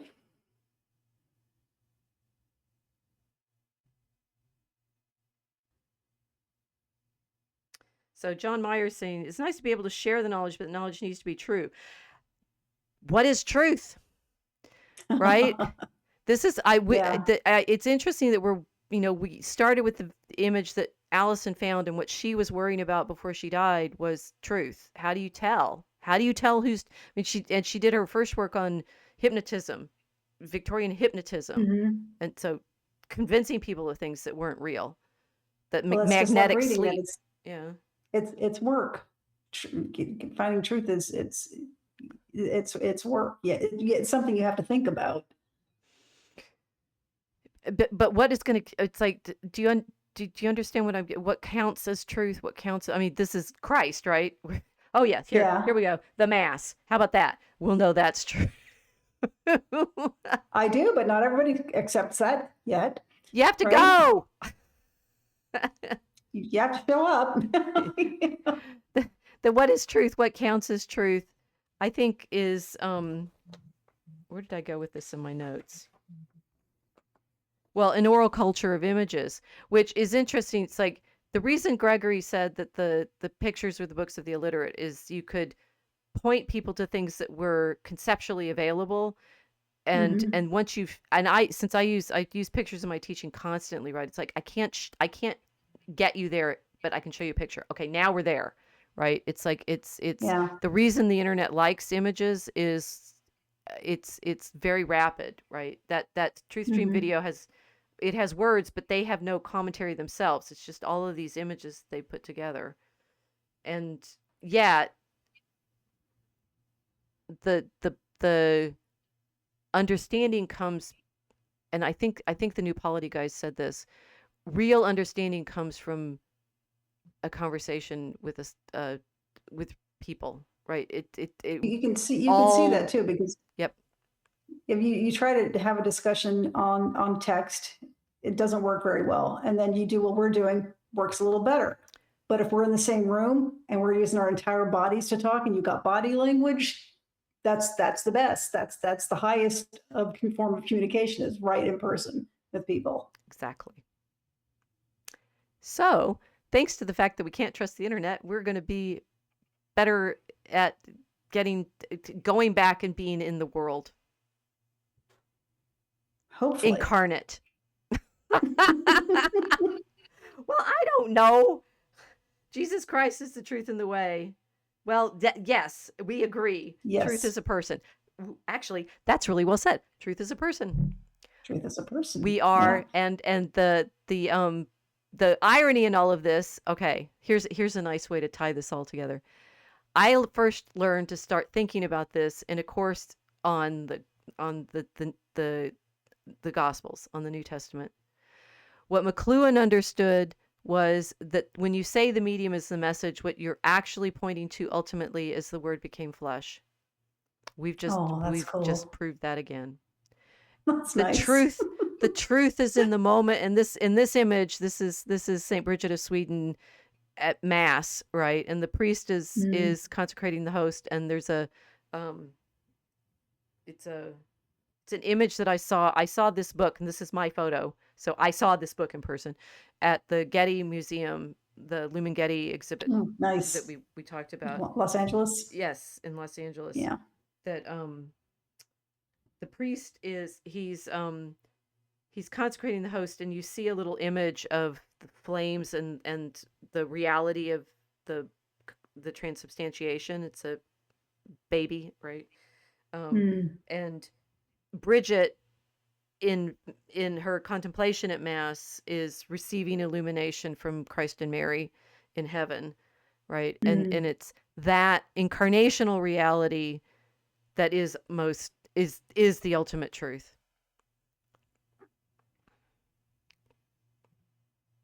Well said. I can't really. Amen.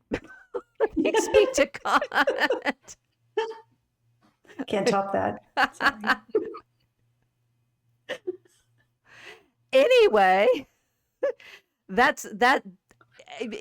Maybe we can't. Maybe, I mean, this is what's so wild. Maybe we're in this moment in which it's going to shatter the lies. Ironically, the environment is of light, and we will be in the light. And not to be pessimistic, but maybe that's why people are pushing AI so much, because they want to kind of confuse it. How can you Maybe, tell? maybe. I think we need what as a sort of continue homework, everybody. I'm still rereading all the Harry Potters. They're very interesting to be rereading. This, I was thinking that in Harry Potter, she has the portraits moving, and a lot of what showed up in that Truth Stream video was like most recently been making little videos of dead people. Oh, Right? are you talking about the ones of people who've died and they're showing them like with like angel wings or something walking Yes. next to their living selves? Yeah, I've Yes. seen those. Yes. And I'm like, those are the portraits that, you know, in Harry Potter Yeah, world, magic it world. is. Yeah. Homework, right? You guys get homework. Be thinking about the way in which, what kind of environment we're in, as McLuhan pointed to, what kind of feeling we're getting, because it's like the artists are paying attention to the way in which we're in all of this. Pay attention to the actual physical ground of where the media is. I mean, those AI centers are huge, right? The data centers are enormous. They're landed Yeah. and grounded in some way. We need to, and just because the parchment can move around doesn't mean it started as a sheep, Yeah. you know, on ground. And the necessary effects that it's going to have on understanding truth. And I think, and I've been trying to say this to my colleagues on campus, you know, like, we teach human beings in rooms. That's what we are. We're, you know, like embodied in a campus, in buildings. And we, you know, we promise to, as we've been doing, but like even more so now, bring your children to us in class and talk to them. That's what we need to be doing next. Yes. And really focusing on that, rather than thinking, oh, I can give you a book and you'll know things. You won't. You never could. Right. And even more so now.